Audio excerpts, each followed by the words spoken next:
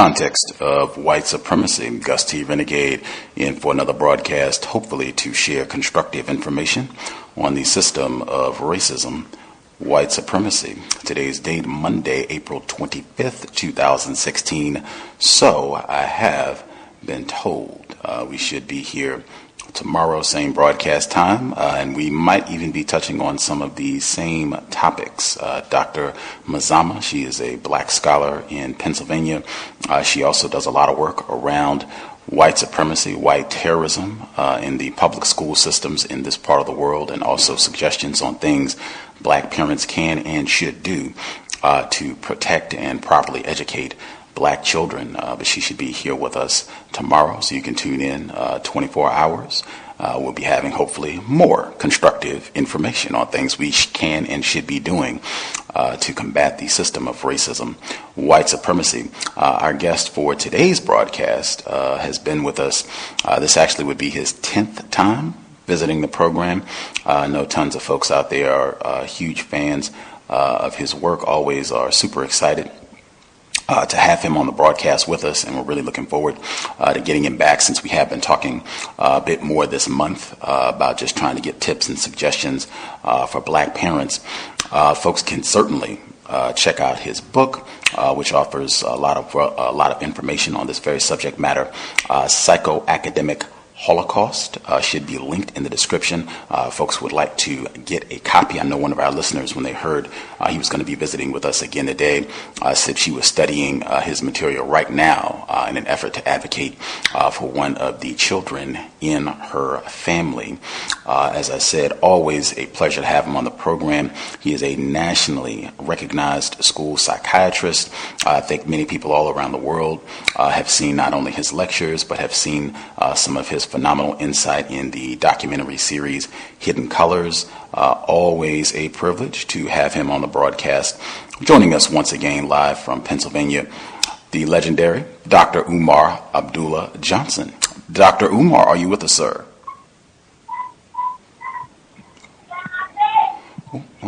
Might have hit the incorrect line. Make sure. Let's see. Might have several callers dialing in from the Pennsylvania area. Got me mixed up with my line there. Dr. Umar, do we have you, sir? Yes, sir, Brother Gus. Good evening to you, and thanks for having me on the broadcast. Pleasure to have you back with us, sir. As I said, always a privilege, and we're super appreciative of your time. For our listeners, I know you keep such a full calendar. If you could please update us on where you are going to be visiting, so folks can kind of put on their calendar, keep in mind where you're going to be at, if they can come see you live in person. Yes, sir. To begin with, I will be kicking off a return to the lecture circuit after a 2-month break with Brother David Banner. We will be in Birmingham, Alabama this coming Saturday at the Carver Theater, 6 p.m. program. The event is completely sold out. That is Saturday, April the 30th. On Sunday, the very next day, Sunday, May the 1st, I will be the keynote speaker for the Ujima Shule's 48th anniversary gala. The Ujima Shule is the oldest continuously operating independent African school in the United States. It is run by Baba Kasintika Gona Zulu, and he is a good friend of mine, strong elder, been educating our children longer than I've been alive, because I'm only 41, and the school will be celebrating its 47th or 48th year. That will be at Howard University, Blackburn Center. It is a 12 to 5 program. If any of you have seen the flyer says 2 to 7, but it's going to be 12 to 5. The time has been reduced because Howard University, I believe, has another affair after that. If you need the link to buy tickets, you can text me for that, or you can call the number or use the email that is on the flyer. But please, please, please come out and support our oldest independent African school, Howard University, Blackburn Center, Sunday, May 1st. And then I will be giving my first lecture in my hometown, first major lecture in over 10 years. I will be in Philadelphia, Saturday, May the 7th, 750 South Broad Street, Tinley Temple. That is a 3 to 6 program in Philadelphia, Saturday, May the 7th. And then I will be in Oakland, California. First visit in 3 years. I will be in Berkeley at the Black Repertoire Theater on Thursday, May the 12th, 6 to 9 program. And then I will move on to Memphis, Tennessee, Saturday, May the 14th. We will be at the New Chicago Community Development Center. I believe that is a 4 to 7 program. From there, we move on to Greenville, Mississippi for the first time. Greenville, South Carolina. My apologies. Greenville, South Carolina on Thursday, May the 19th, 91st anniversary of El Hajj Malik El Shabazz Malcolm X, and my lecture will focus around Malcolm within the context of that material that I plan to cover that night. That's Thursday, May 19th, Greenville, South Carolina. And then we move on to a city that has been critical and prominent in Dr. Umar's rise within the conscious community, and that is Brooklyn, New York City. I will be in Brooklyn, New York City on Sunday, May the 22nd, at the Philadelphia Universal Church of Brotherhood. That is 530 Eastern Parkway. 530 Eastern Parkway in Crown Heights, Brooklyn, on Sunday, May the 22nd. And I believe that is also a 3 to 6 program with the doors opening up at 1 o'clock. And then we move on to Baltimore, Maryland. I'm having a 3-day parent conference in Baltimore, Maryland. I'm inviting everyone listening on this show. If you are not an intellectual masturbator and are serious about organizing to bring change in our community, join me in Baltimore, May 27th, 28th, and 29th for the National Independent Black Parent Association New Chapter Conference. I repeat, National Independent Black Parent Association New Chapter Conference. This is the organization that I've been talking about for over 3 years. Well, we are about to launch it into existence. If you want to start a chapter, you must get the training. Saturday will be the main day. If you can't be there Friday and Sunday, Saturday will be the main day. We're going to kick everything off Friday night. You're going to go to the Great Blacks in Wax Museum, one of my favorite museums in the entire world, and you will be led on a tour through the Great Blacks in Wax Museum by Dr. Umar Johnson himself. It's going to be a powerful weekend of meeting, sharing, learning, training, and organizing. If you're serious, you will be there. If not, you are not. And we will close out the parent conference that night with a community power lecture. Baltimore, Maryland, Sunday, May the 29th, 6 to 9. Dr. Umar Johnson will deal with the illusion of inclusion, Trump, Hillary, and the falsification of African inclusion. From there, we go to Savannah, Georgia. Thursday, June the 2nd, I will be making my debut in Savannah, Georgia. That is also a 6 p.m. to 9 p.m. program. I have several graduations lined up, and then we have the Black Boy College Tour. Let me rephrase. It is no longer the Black Boy College Tour. It is the Black Boy and Girl College Tour. As of yesterday, I opened it up to our young sisters as well, 11 to 17 years old, brothers and sisters. The tour will begin in Newark, New Jersey. June 30th, children must report by 9 p.m. on June the 30th. And then we go to the world-famous Apollo Theater. We go to the Audubon Ballroom where Brother Malcolm was assassinated, which is now the Malcolm and Betty Shabazz Center. We go to Angels Under Tuskegee, an off-Broadway play in Manhattan that our sons and daughters will see, which chronicles the life and struggle of the Tuskegee Airmen. I've seen the play. I love the play, and that's why we're taking our children to Broadway. And then it's off to Auburn, New York, to visit the home and the grave and the museum of Queen Mother Harriet Tubman, the Queen of Black Revolution. And then we will go to the gravesite of none other than my 4 times great-grandcousin and uncle, Frederick Augustus Washington Bailey, in Rochester, New York. Then we go down to Pennsylvania, Cheney University, Lincoln University, our 2 oldest HBCUs, and then we will go to Dr. Umar's alma mater, Millersville University. From there, we will take the young men and women to Dorney Park, and then there will be an all-day conference at the hotel. We will cover such things as what to do when stopped by the police, understanding white supremacy, understanding African history and culture, why it is important to do well in school, why it is important for black women to respect black men, why it is equally important for black men to respect black women, how to start your own business, understanding African spirituality, Pan-Africanism and Garveyism, and the list goes on. From there, we go to Delaware State University, the University of Maryland Eastern Shore, Coppin State University, Morgan State University, Bowie State University, Howard University, the Frederick Douglass Home, the Frederick Douglass Museum, the Reginald F. Lewis Museum, the Baltimore Aquarium, Great Adventures, To the Beach, Paintball, Miniature Golf, To the Movies, Hampton University, Virginia State University, Virginia Union University, Norfolk State University, and we end it all off. We started with the Queen of Black Revolution. We're going to end it off with the King of Black Revolution, none other than Reverend Nathaniel Turner. We're going to go to the Nat Turner Reserve in Druryville, Virginia, formerly known as Jerusalem, Virginia, where on my birthday, August the 21st, Prophet Nat Turner led a war against white supremacy, killing everything white he can find. 14 days and 14 nights, your sons and daughters with the Prince of Pan-Africanism and my male and female chaperones. The tour is $2,000 for parents. It's actually $4,000 per child, but I'm subsidizing the remainder of the tour with monies raised at my lectures. So parents are only paying half of what it costs to operate this tour. If you want to register your child, it's only a $500 deposit right now. The other $1,500 is not due until June 6th. If you have extenuating circumstances, you can extend your payment deadline all the way up until departure, but it must be paid in full by the day we leave, because Dr. Umar is already taking care of so much of the tour out of his own pocket, because this is something very important for our children.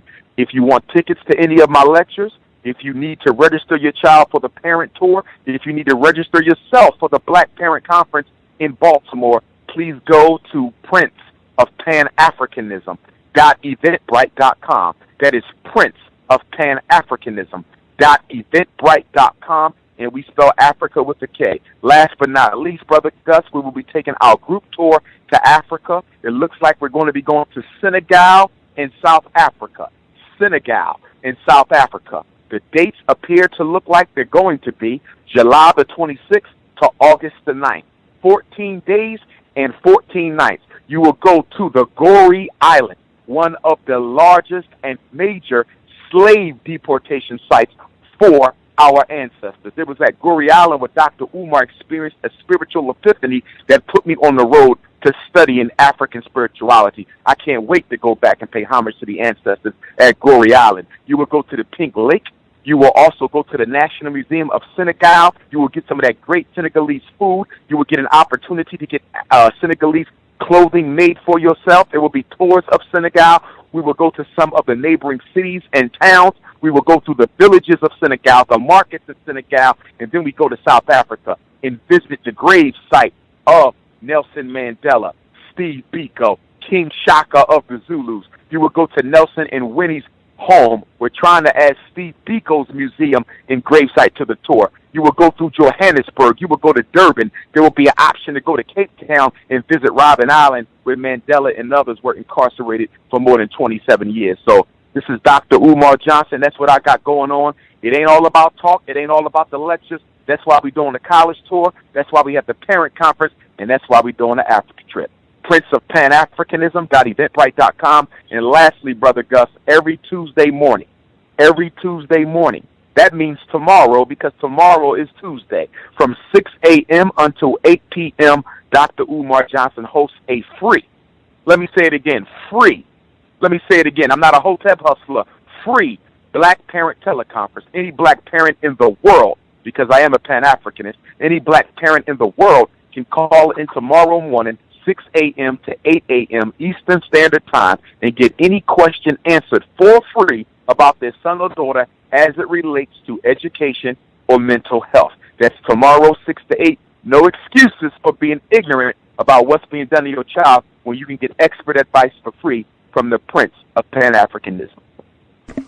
Outstanding. What's the best address you would direct people to if they want to check out, get any of the dates, get information, what have you, for all these upcoming outstanding events that you have going? The best place right now, because my website is being revamped, the dates are not up on the website. The best place is to go to my Eventbrite page. Okay. Prince of Pan-Africanism.eventbrite.com. All of the events that are listed there, they can buy their tickets right there on the spot. If they want to be a vendor, they can contact the host right there on that page. The Eventbrite page is the best place right now. Prince of Pan-Africanism.eventbrite.com. Also, if they are linked into social network, Twitter and Instagram, they can connect with me at Dr. Umar Johnson. One word, DRUMARJOHNSON. Flyers for all the events are posted on Twitter, Instagram, and Facebook. For Twitter and Instagram, you connect with me at Dr. Umar Johnson. On Facebook, you connect with me at Dr. Umar Ifatunde. I use my Yoruba last name, which is Ifatunde. I repeat, Ifatunde. Dr. Umar Ifatunde, Facebook only. Please be careful. There's a lot of fraudulent Dr. Umar pages out there, some operated by the CIA, some operated by my haters. If it's not Dr. Umar Ifatunde, then you are on the wrong page. You can email me, Dr. Umar Johnson at yahoo.com, DRUMAR Johnson at yahoo.com. You can also email me through the website, drumarjohnson.com. And if you need to text me, you can do that as well. I do not answer the phone, but I do text, and that is area code 215-989-9858, 215-989-9858 for flyers and quick questions. If it's not a quick question, do not text me a long letter. Email the letter to Dr. Umar Johnson at yahoo.com. Outstanding. For folks who follow on the Facebook page, I just linked the Eventbrite page for Dr. Umar. That way you can see all the events and what have you that he just laid out, see what he has happening going on for 2016. Go out, support. Outstanding information. To kind of get started, I know we're going to try and make time for as many questions from listeners as possible. To get started, you haven't been back with us since the passing of Dr. Frances Cress Welsing. I know you shared the stage with her many times, and both of you all were in the Hidden Colors documentary series. Just your thoughts on the passing of someone who also devoted decades of her life, a half century, to fighting against racism, white supremacy. For me, Dr. Frances Cress Welsing's standing contribution in testament of work lies not in the fact that she spoke up against white supremacy, not in the fact that she was a psychiatrist or a lecturer, but it lies in the fact that this black woman who had a nappy head her entire life went to medical school at a time where it was almost impossible for an African to get a medical degree. And let me underscore that. Dr. Frances Cress Welsing had a medical degree. She was not a PhD like Dr. Umar. She was not a JD. She was not a PsyD. She was not an EDD. She was a MD, a medical doctor. She could have kicked back and simply got rich prescribing Ritalin, Adderall, Strattera, Cycler, Prozac, Paxil, and all the dangerous drugs that I talk about. She didn't do that.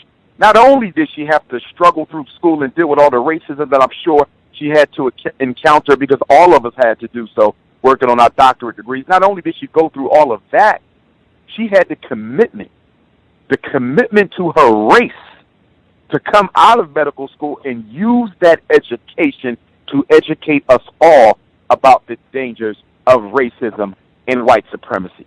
How often do you see a medical doctor dedicate their life to fighting white supremacy? And the fact that she was a black woman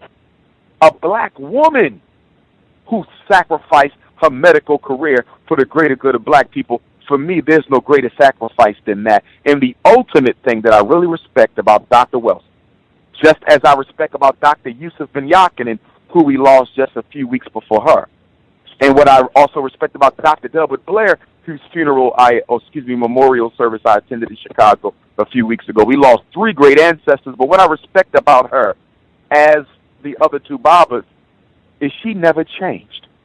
Dr. Frances Cress Welsing was consistent her entire life. I always teach that you must evaluate all so-called freedom fighters on the 5 continuums of consistency, commitment, courage, creativity, and I'm forgetting my last C. But Dr. Welsing was high on all of those. How often we look around the conscious community and see some of these con artists who stand for one thing this year and totally change it next year to get paid, and totally change it another year to get paid, and then come back to black consciousness and go off to this and go off to that. Dr. Frances Cress Welsing was consistent her entire life. She never sold out and never capitulated to the power structure. And for that reason, she will always, always be a hero of mine, a shero of mine. And for the fact that both of us were mental health experts, myself being a psychologist, she being a psychiatrist, I can respect her even more, Brother Gus, because there's so much money. There's so much money that she gave up not going along with the power structure's agenda for the psychiatry of black folk. So much money she gave up. That woman could have been a multi-millionaire prescribed for them drugs, as opposed to exposing the system of racism and white supremacy. So she is an example to me, along with Dr. Amos Wilson, along with Dr. Bobby Wright, along with Frantz Fanon, along with many of the psychologists who are still walking today, Dr. Naeem Akbar. They are examples to me and what I need to continue doing. Dr. Frances Cress Welsing is our Harriet Tubman of the 21st century. Ashe. I don't think they'll be putting her on any U.S. currency anytime soon, but outstanding. And that word consistent, I think that is certainly one thing that I have highlighted on this program before.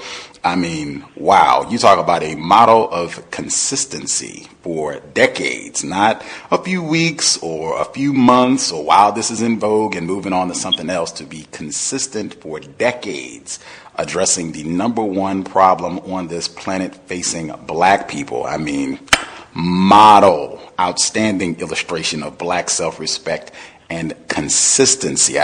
In my view, that is one of the highest qualities you can commit to, just being consistent, particularly if you are consistent about something constructive and as important as combating racism, white supremacy. I definitely want, as I said, I want to try to get as many of your thoughts, suggestions on things black parents can be doing to help their children. I did want to ask, since we had you here, and it is a current event, I know a lot of people are talking about this as well, with the passing of musical prodigy Prince. At least one thing that has stood out with all of this, I have not seen any reports about a cause of death as of yet. And I've seen a lot of reports suggesting, oh man, he was really this, ferocious drug addict, and having people coming out and alleging that he would spend thousands of dollars at a time on pain medication, and maybe he overdosed on Percocet. In my view, just a real effort to kind of smear his legacy, just moments literally after his transition. Do you have any thoughts on what you've seen the past few days since his transition? Oh, without question. The second I heard it, I knew it was a murder. I deduced and concluded that it was a murder because I understood Prince's timeline in immediate past history. In 2014, Warner Brothers asked for a sit-down with Prince to negotiate some future music business together. We all know Prince had went independent several years ago after tattooing Slave on his face, after realizing the type of contract that he was in. He embarrassed the music company so bad that they let him out of the contract, and he started producing his own music from that point forward, but he did not own the masters from his past classical music. And so they called him back to the table and made him the offer of giving him back his masters to all of his past music, Purple Rain and everything else. However, as they always do, Machiavellian style, white supremacy, they asked to be given permission to remaster the Purple Rain album in time for its 20th or 30th year anniversary. So Prince came back and got his masters, but at the same time, as the white man always does, he gives you something only to take something bigger. And I believe Warner Brothers was never sincere about giving Prince his music. They only used that because they knew that was the only thing that would bring him back to the table, was the carrot stick of potentially owning the rights to his historical classic or his past music. But when Prince signed to give them the rights to remaster Purple Rain, he let them back in his life. He let them back in his life. In other words, the slave shackles that he took off a few years ago, he kind of put them back on again. It was a setup from the gate. Get him back to the table, bring him in close enough for us to kill him so we can take back all the music. And on top of that, Gus, I'm not so sure that this whole thing was really about remastering the Purple Rain anniversary album. And I'm not so sure that it was all about getting back the masters from Prince's earlier music. I really believe that what Warner Brothers wanted through this murder was to gain control over Prince's unreleased material, just like Interscope wanted to gain control over Tupac's unreleased material. Could you imagine how much money they're going to make off of releasing new Prince songs? You see, and so this whole thing was about getting the new unreleased music. They know Prince would never give them a part of that. Prince would never cut them in on his unreleased music, so they killed him. And so now they're going to own that Purple Rain classic album. They're going to probably buy back from his family if they don't downright own the masters that they allegedly gave him back. And they're definitely going to steal, intimidate, or simply buy from his estate all of that unreleased music. And for anybody who thinks that this is a far-fetched, it was just announced a few weeks ago that Sony Records, who killed Michael Jackson, Sony Records just bought from Michael Jackson's estate the Beatles catalog. The same Beatles catalog that was the sole reason for Michael's murder in the first place is now back safely in the hands of Sony. I promise you, Brother Gus, within 5 years, if that long, Warner Brothers will own Purple Rain, own all the past masters that they allegedly gave back to Prince, and I'm willing to bet that the family is going to sell them, or they're going to take or steal all the unreleased music. Prince was murdered by the music industry, as was Sam Cooke, as was Jimi Hendrix, as was Tupac, as was Michael Jackson. And what do all of these artists have in common? What does Prince, Sam Cooke, Michael Jackson, Tupac, and Jimi Hendrix all have in common? They either owned their music outright, owned music of other popular historic musicians, or was planning on taking control over their music. So you mean to tell me it's just a coincidence that every major black artist that seeks to control their own music ends up dead from a so-called overdose? First they said he had the flu. Now it's an overdose. How the hell you confuse a flu with a drug overdose? First of all, Prince was riding his bike outside days before he died. Who do you know rides a bike in cold-ass Minnesota with the damn flu? It doesn't even make any sense. The man was a vegetarian, perfect health. He could have afforded any quality of medical care he needed, but yet he dies of the flu. When the last time you heard of a multi-millionaire dying from the flu? Negro, please. He was murdered by the music industry. Warner Brothers killed Prince. Sony Records killed Mike. Wow. Just in line with what you have laid out for us, number one, they have posted many different reports, very similar to when Michael Jackson died under suspicious circumstances. How many songs and albums have been sold since Prince passed? 1 million songs, 231,000 albums. That is a lot of coins, a lot of Tubmans, I guess now they'll be saying, that somebody is making off the death of this artist. And I thought this was a great point I think Thomas in New York made when you were talking about Warner Brothers, when they call Prince back to the table, say, hey, let's squash all this. We're going to do right by you this time around. We'll give you back your masters so that you own your recordings, massive volume of songs. That was into April of 2014. It was almost 2 years to the day when he died 2 years to the day when he had this meeting with Warner Brothers to renegotiate and get back control of his masters. I know John Potash, I know you've interviewed him as well. He was on our program just 2 weeks ago, earlier this month, and he talks about that in both of his books, where he talks about Jimi Hendrix, Tupac Shakur, quite a few of the artists that you just mentioned who died under suspicious circumstances, saying that anytime that you have these anniversary killings, or when a black person, when they die, when it is the anniversary of a significant date, that is not something that is a coincidence. That is something that should be closely scrutinized, evaluated in context, and really people processing. Now, why is it that this person would die 1 year to the day that they signed this agreement for their records? I think he also talked about with Huey P. Newton and Dr. Martin Luther King Jr., people that were not musicians but were also black people fighting against racism, how they too frequently have died on important days or anniversaries when really significant things happen, and how that can be a way that racist white supremacists send a message about what black people, non-white people, victims of racism, what we are not supposed to be doing. Just subtle way of communicating this could happen to you as well if you venture off the path of what we think you ought to be doing. And also just throw in really quick as well, I think just as you've touched on all of the unreleased recordings, I think at least the reports that I've seen, Prince, he had a huge studio up in Minnesota. I've seen reports where they said he had so much unreleased music that he could release like an album a month for like decades, because he had so much, he recorded all the time. There've been so many people that knew him that have come out and said that he recorded music constantly, and there's so much material. Again, white folks looking to make a lot of coin off of a black genius after he's died, as you stated, as he has been killed by the record industry. Unless you wanted to add anything, I was going to transition to the school topic. Anything you want to add? No, sir.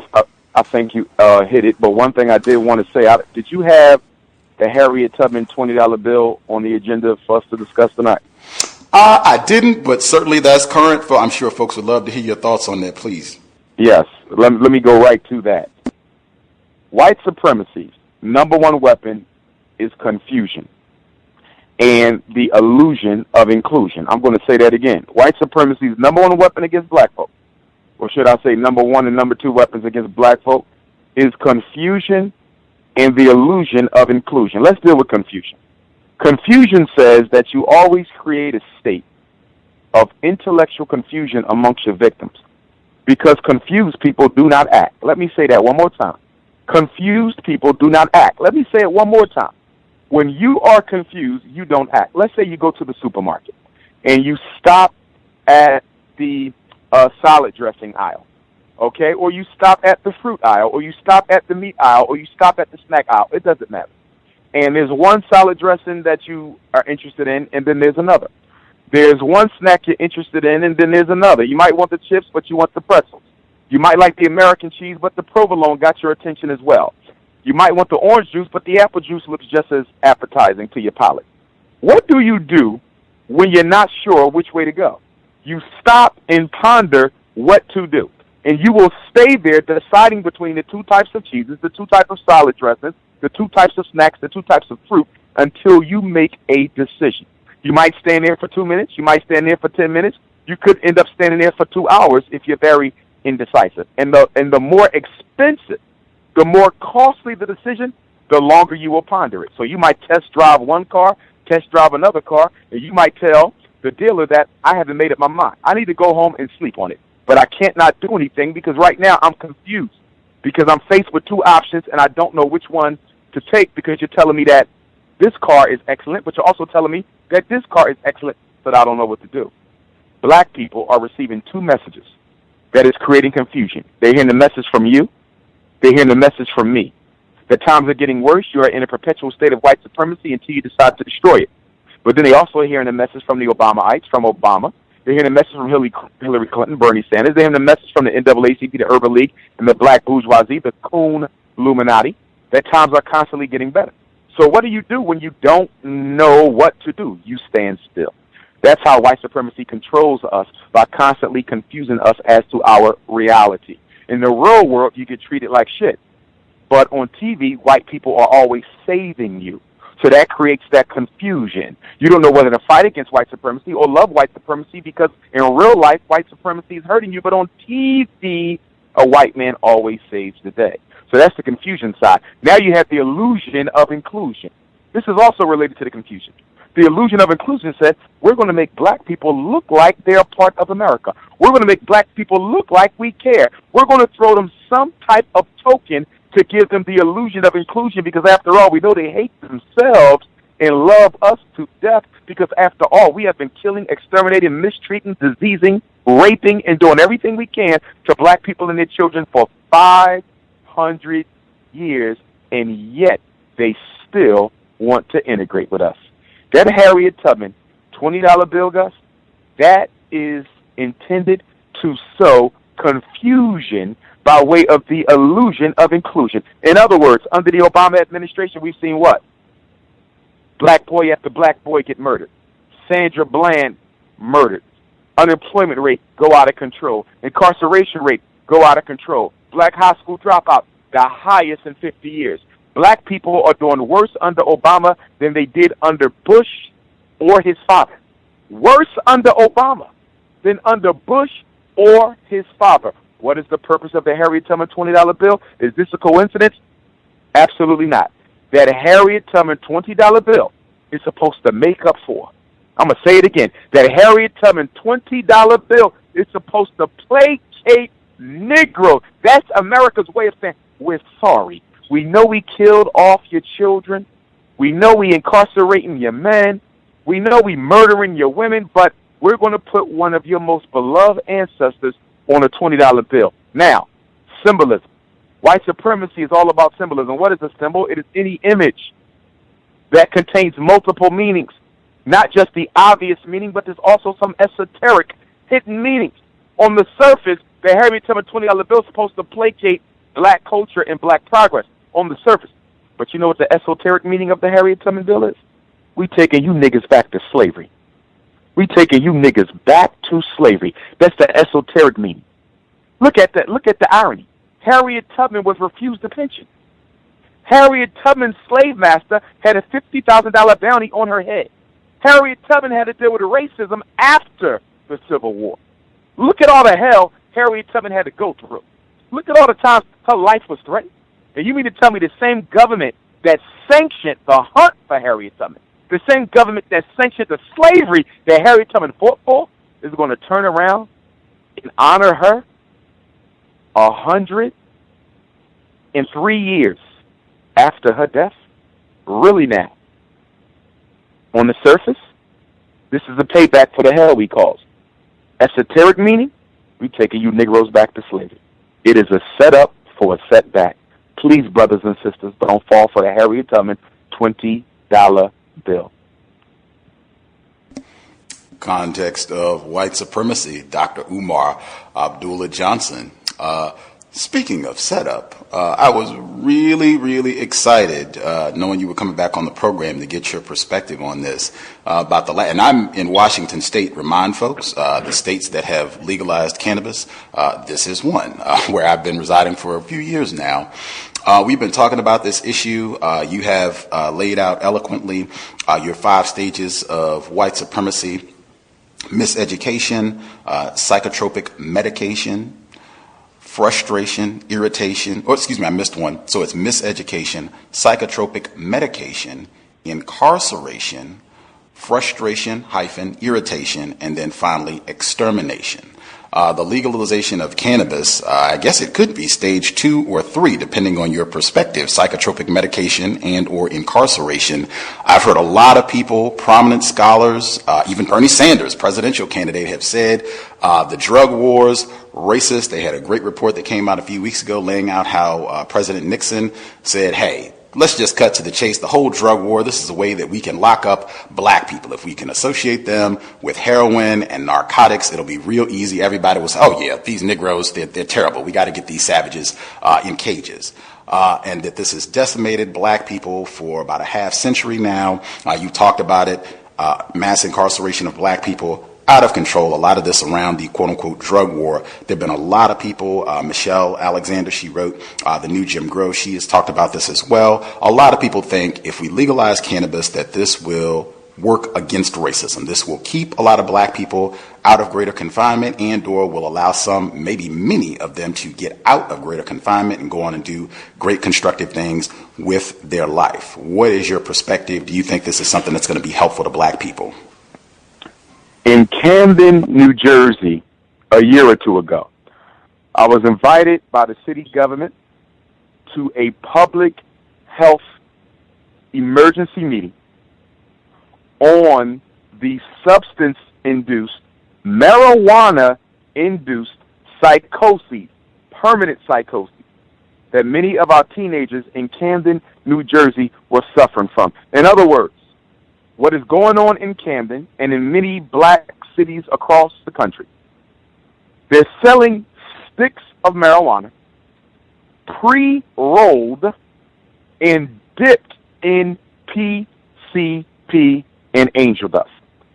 However, many of the dealers, Gus, are not only using angel dust and PCP, but within the angel dust and the PCP, they are mixing rat poison, they are mixing embalming fluid, they are mixing other type of industrial ingredients that were never intended for human consumption. These young people are smoking one stick of this pre-rolled marijuana dipped in wet, and they are having a psychotic episode, being rushed to the hospital with paranoid schizophrenia symptoms. But the problem, Gus, is they are never coming down off the high. One marijuana stick of weed is leading to a life of schizophrenia, paranoid delusions in our 14, 15, 16, 17-year-olds. So you ask me, what do I think about the legalization of marijuana? White supremacy again. Always put the iron fist in a velvet glove. The Harriet Tubman $20 bill, iron fist in a velvet glove. President Barack Obama's presidency, as we can all see in hindsight, iron fist in a velvet glove. And the legalization of marijuana, iron fist in a velvet glove. In other words, they're legalizing it so it can be used in conjunction with these toxic substances that is going to wreak more havoc and side effects than crack ever could. Wreak more havoc and side effects than any of these other drugs, heroin included, ever could. We got an incident in Camden where you're damn near having children go crazy after smoking one joint laced with PCP or wet. So I am not in support of the legalization of marijuana. The only reason why the white man is putting it out there because he is, at the same time, engineering the dipping of the marijuana in the PCP in wet because the CIA controls all the drugs. It's nothing but an iron fist in a velvet glove. But let me come from another angle, psychologically speaking. Let's look at it from a militaristic standpoint. What did the British do in China? They had an opium war. What did America do to the black community in the 60s? They had a cocaine and heroin war. Do you know one of the best ways to subdue a people is through chemical warfare? The last thing black people need is free or cheap or legal marijuana. Because instead of fighting white supremacy, Gus, we just going to smoke it away. Instead of organizing against oppression, we're just going to smoke our problems away. In other words, the legalization of marijuana is going to give lazy Negroes another vehicle of escapism. It's going to give them an alternative from fighting against racism to simply sedating themselves amongst the racism. Just like shopping is a drug, and just like church is a drug, the legalization of marijuana is another drug to placate and docilate Negroes so they do not organize. What did Frederick Douglass say in slavery? He said on Sunday, during the weekend, you had to get drunk. It wasn't an option. They made you drink. Why did they make you? Why did the slave master make you drink? According to Frederick Douglass, he said, because when you drank, it softened your energy. It softened your disability. It softened your anger against your condition. Frederick Douglass said the masters made the slaves drink and get drunk because they knew that they would be more docile during the week. So they forced you to get drunk. That's all this is. A strategy to do what?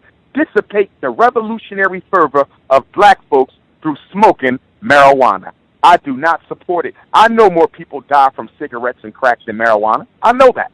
I know more people die from cigarettes and alcohol than they do from marijuana. I know that. But any distraction from revolution, any distraction from organization, anything that distracts us from our immediate responsibility to solve our problems is a weapon of white supremacy and cannot in any way, shape, or form be a benefit to the race. Fascinating. I want to give pushback. Just before I give my pushback, I want to remind listeners, Dr. Frances Cress Welsing, as you stated, medical doctor Frances Cress Welsing, she was on the program in 2013, days after the trial for the murder of Trayvon Martin, where cannabis also came up as a significant point. And we were talking about this subject, and she said she did not support legalization. She gave a lot of the same logic that you just laid out. And so I gave some pushback to her, and she said, as a physician, general and child psychiatrist, I see a large number of black patients who are exhibiting symptoms of psychosis where there is a correlation between this psychosis and cannabis consumption. She talked about this repeatedly. We had her on the program a few times to address this. This is one of the few times when Dr. Welsing was on this program where there was vigorous disagreement, where black people listening in were like, oh my gosh, Dr. Welsing is talking crazy. I have respect for her scholarship. The ISIS papers is great, but I don't agree with all. And she even made some of the same points about escapism, and under conditions of white terrorism, us consuming cannabis and just being lazy and not focused and really not having our brain computers operating optimally. And people said that is hogwash, that I have smoked cannabis for years. I was a great student, honor roll. I've held down a job. I've been a great husband, a great father. It has not been in any way detrimental to me functioning and being able to do great things and, still working against racism, white supremacy, studying, doing all the things that I have to do. There are tons of folks I know that are listening that are saying, Dr. Umar, I disagree on two main points. Number one, if we legalize, there are tons of black people who get locked up, who end up losing their right to vote, losing their access to public housing, grant money, scholarship money for college and what have you. There are tons of black people who end up in what you have laid out, stage 3, incarceration, all because of cannabis possession, mainly cannabis possession, that this would be great if we could legalize. That would at least keep a good number of black people out of prison. And the second point would be, I do not think that consuming cannabis is just going to have black people lazy, that this is the same sort of racist propaganda that they've laid out for decades now and saying that, oh my God, reefer madness, basically, that is not true at all, that you can do cannabis and still work a great job, be a great parent, whatever you have to do, that there's just no merit to that sort of claim. What would your response be? Okay, number one, why was marijuana made illegal in America in the first place? Look at the history. Cocaine was made illegal because it was believed that when black men were intoxicated with the cocaine, they lost their fear of white males. Marijuana was made illegal because it was believed that when black men was intoxicated with the marijuana, they would want to sleep and rape with white women. And anybody can do their research on this. These drugs were made illegal by the government because of false claims of what it induced in the psyche of black males to go and attack and rape white women. Anyone who wants to do the research on it, please go do the research on it. It was made illegal because they said you would rape their women. Now, that was false. But it does speak, as Dr. Welsing says, according to what you said, it does speak to the transformation of consciousness that marijuana induces. But let me draw a distinction here. because my Rastafari brothers, they smoke weed for religious reasons. But they also grow their own marijuana.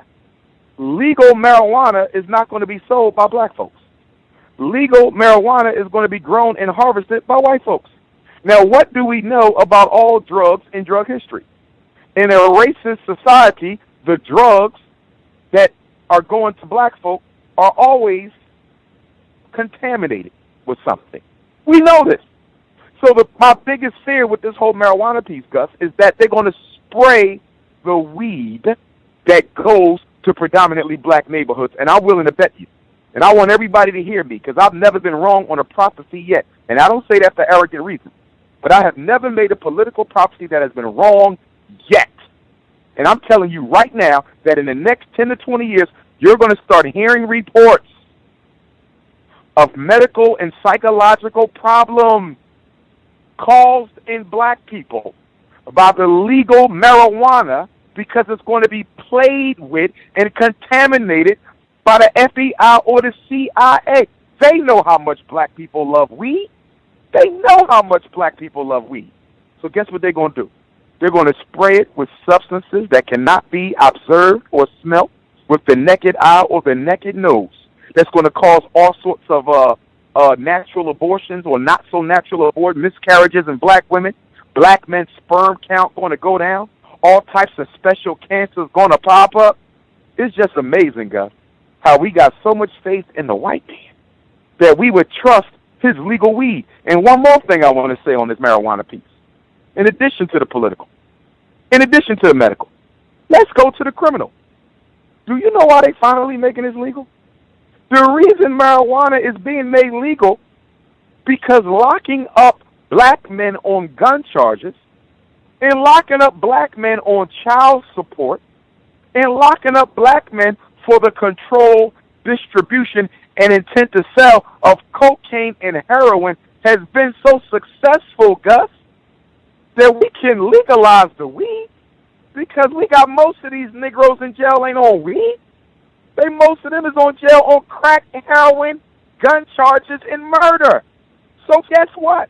Legalizing the weed is not going to do anything to the mass incarceration rate, because the black males are not going to jail for weed. They going to jail for guns. They going to jail for child support. And they going to jail for crack and heroin. So that is not going to reduce our incarceration rate at all. But the reason Negroes think it will is because they still love their masters. You don't. You talked about the Rastafarians. They grow their own cannabis. If it's legalized, yes, sir, then that would legalize. If black people here in the States, if they wanted to grow their own product, we had people who gave that. No. Remember, Gus, the laws are not for commercial marijuana. The laws are for medical marijuana. Now, some states have paved the way for commercial. You do have some states where you can purchase commercial marijuana. It's not flat out right now. It's coming soon. Mm-hmm. But in Pennsylvania, where I live, the governor just signed a bill, okay, that's going to open up the opportunity for medical marijuana. We got to be clear on this now. Mm-hmm. Commercial versus medical. Most states are paving the way for the medical marijuana. Now, don't get me wrong. It may ultimately become commercial as well, but I want to be clear that you can still go to jail for marijuana possession in a state with a medical marijuana law, because you're using the drug for commercial use when it's supposed to be for medical. It's no different than you going to jail for being caught with some Ritalin. It's no different than you going to jail for being caught with Xanax, for you being caught with Valium, for you being caught with Prozac. It's the same thing. Commercial use of a controlled substance still earns you jail time. Okay, if it's like Washington State, it's recreational. So you can, what they have here, they have the commercials, so they have the shops and everything, and, weed, jelly beans, and you can grow your own. You have a limited number that you can grow. I think that's the case in Alaska, Colorado, Washington State, Washington, D.C., and Oregon. And you can bet the farm. California is going to be on the ballot this year. It is going to pass. You can bet everything on that. And they have a few other states where I think it's going to be national in a minute. Oh, absolutely. And that's what I mean. If it's recreational use where they change it so that you can grow a limited amount in your home or what have you. And let's eliminate the medical side effects. Okay. Let's say there will be none. Okay. Let's eliminate any effects on mass incarceration. Okay. I'm going to go straight to the political and the military. How in the hell is this in any way going to be a benefit to a people who systematically and historically are always looking for a way out of their responsibility? How is the recreational usage of marijuana, which does come with a very strong addictive property? Let us not forget that.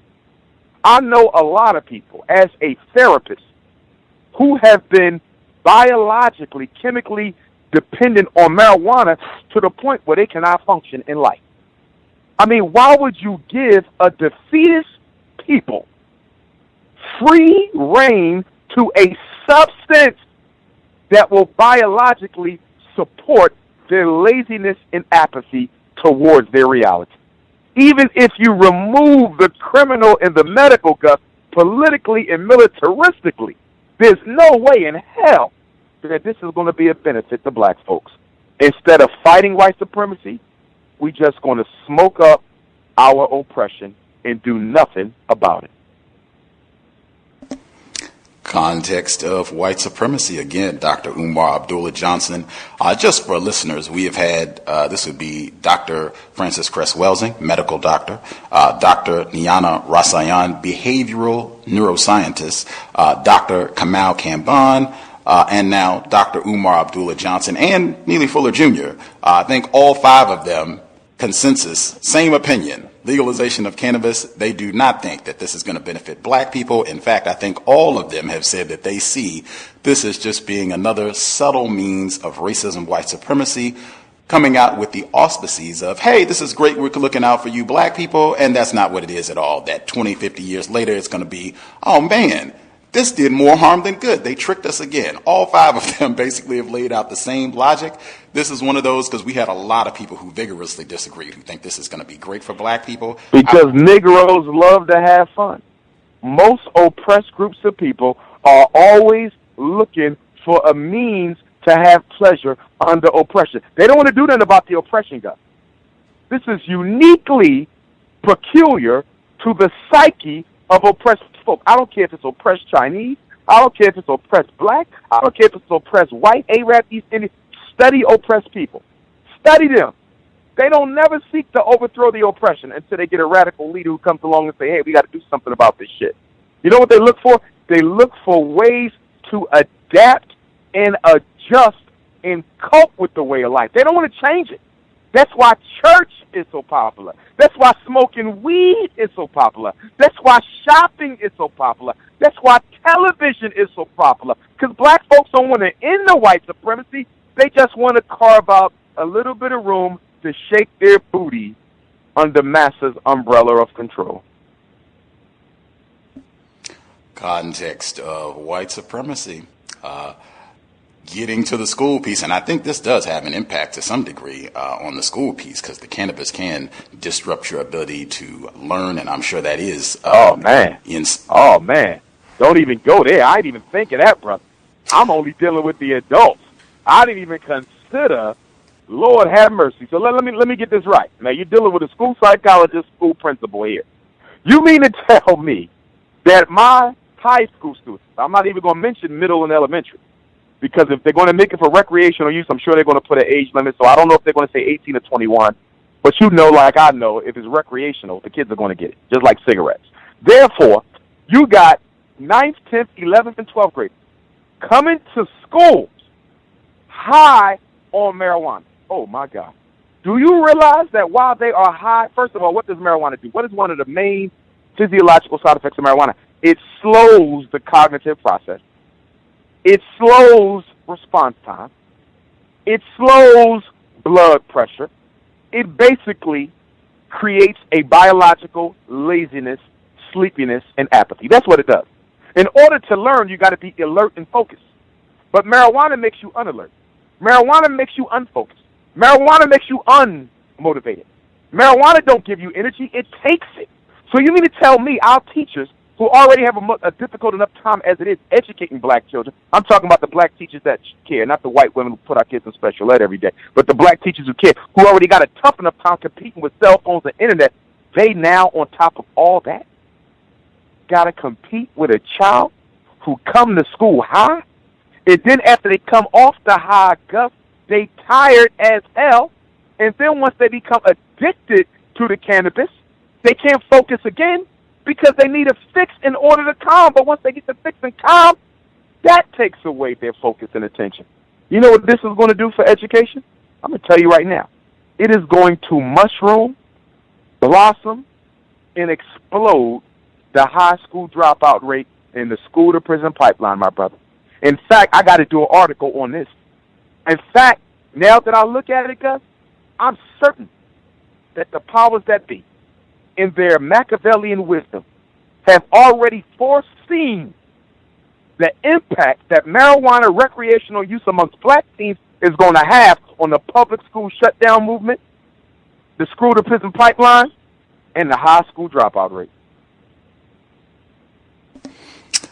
I will just repeat again because I've, pretty much had very similar sentiments as Dr. Umar all the way back 2012 when they legalized recreational use of cannabis in Washington State, and we don't even have a whole lot of black people here, but they already said that it did increase, and they knew this was going to happen, that it was going to increase amongst younger people. Same thing that you said. Alcohol, of course, young people, I think we can all remember. Yes, of course they're going to have access to alcohol, cigarettes. The age limit here is 21. I think it's the same in the other states that have legalized it. But of course, the other aspect with legal, when you start having dispensaries and they have weed jelly beans and weed gummy bears and all this other cannabis-infused candy and confectionery items who do you think that's going to appeal to? Jelly beans and gummy bears that have been infused with cannabis? Who could that possibly appeal to?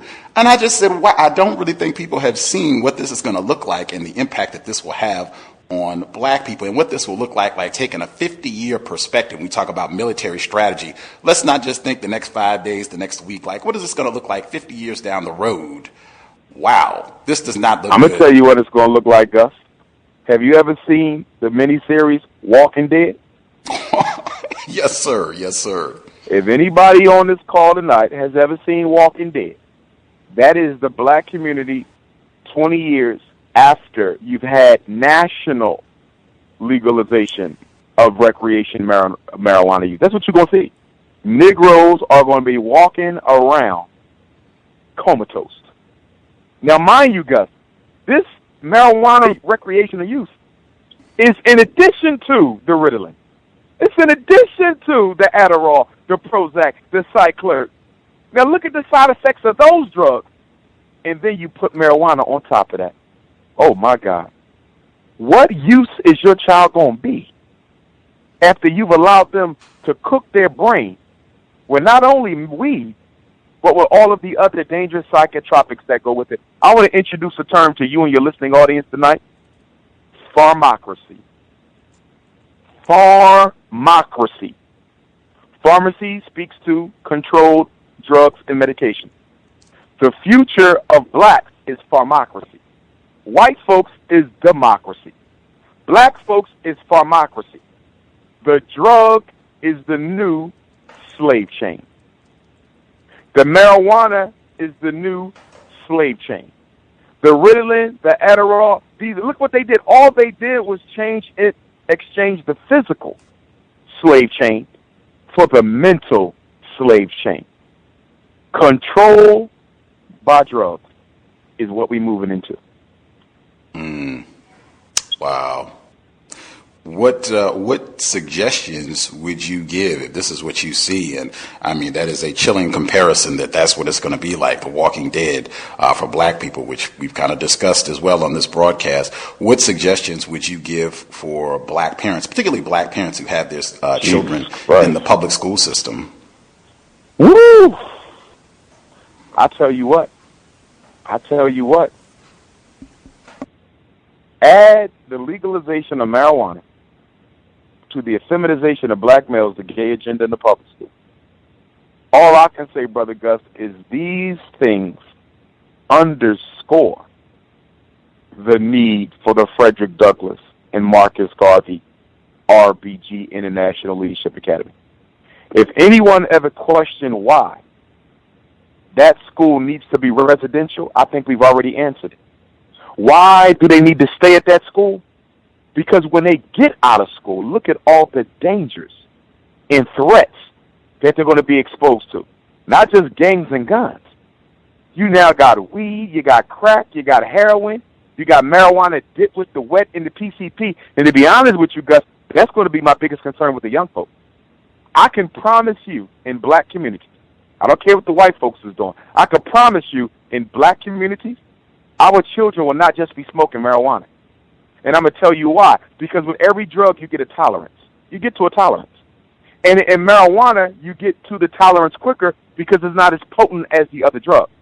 That's why they mix it. So what's going to happen with this recreational marijuana, the kids are not just going to be smoking weed. It's not going to give them the kick that they want. The tolerance comes through quickly. So you're talking marijuana, you might as well assume that it's going to be dipped with PCP. You might as well assume it's going to be dipped with wet. You might as well assume it's going to be dipped with the angel dust. They're not going to be smoking that pure. They're going to be dipping it. What's going on in Camden, New Jersey is going to be going on all across this country. And can you imagine a black child high on marijuana laced with PCP and the police tell him to stop and he's staggering around as a member of the Walking Dead? You know how many more dead black kids we're going to have over this shit, Gus? Could you imagine? Can you imagine how easy it's going to be for police to exterminate black youth when they say stop and the kid don't stop because he high and incoherent? The police can see that, but he's not going to stop because of that. He's going to blow his damn brains out and they'll do the autopsy later and say it was marijuana laced with PCP. We cannot be in support of legal marijuana. Wow. They had in your state, matter of fact, this was just in the New York Times yesterday. They were talking about standardized tests. I thought of you immediately because when you were on the broadcast with us before, you said that when black people, even under these, horrendous circumstances, when we start to catch up a little bit on some of these standardized tests and we start to close in on what the white students are doing, then they come and change the test. We gotta revamp it. We gotta have a new edition of the test so that black people, they start to erode some of the gains that black students are making. And they had a push. I think some of this was even going on in your state, in Pennsylvania, Philadelphia specifically, where black parents started to say, hey, we can opt out of this test. And this became a big controversy. And it was kind of going back and forth where you had some black people saying, hey, let's opt out of the testing. It's racist anyway, and we don't have to take it. We have rules. We have rights as parents where we don't have to subject our children to this. And you had other people saying, well, we need the test results. That way we can see the racism in the school system and if they're not doing an adequate job teaching in the classroom. This was in the New York Times yesterday. The article is Race and the Standardized Testing Wars. I'm just going to read a quick sentence and then get your commentary. It reads, but Kaya Henderson, the chancellor of Washington's public schools, also said that doing away with the tests would be most damaging to black and Latino students and those with disabilities. Before No Child Left Behind, there were lots of schools where parents thought their kids were going to great schools, but after you disaggregated the results, you figured out that black kids and Latino kids or special ed kids were actually worse off than similar students in less high-performing schools, she said. We need to know what kind of information. I don't ever want to go back to a time when we don't know. Just your thoughts on these battles about these standardized tests, whether to opt out or not? First of all, and I need your listening audience to be absolutely clear, the standardized test is the new Jim Crow sign. 50 years ago, if they didn't want you to go to a certain high school, 50 years ago, if they didn't want you to go to a certain private school, 50 years ago, if they didn't want you at Harvard or Yale or the University of Pennsylvania, if they did not want you there, they would put up a sign. and the sign would say, "No colored allowed," or "Whites only." They can't do that anymore. White supremacy has gotten technologically sophisticated. They have to hide their messages and strategies in more subtle ways. So instead of using words, white only, they use numbers, 1600 only. Look at the difference. Same thing. You're still racially controlling your population. But instead of being blatant, saying we don't want no blacks, you don't have to say that. All you have to do is look at the average test score that the black child earns, raise your admission criteria just a little bit higher, make it out of their range, and then you make that test score the cutoff. The standardized testing movement is nothing but racism disguised with numbers.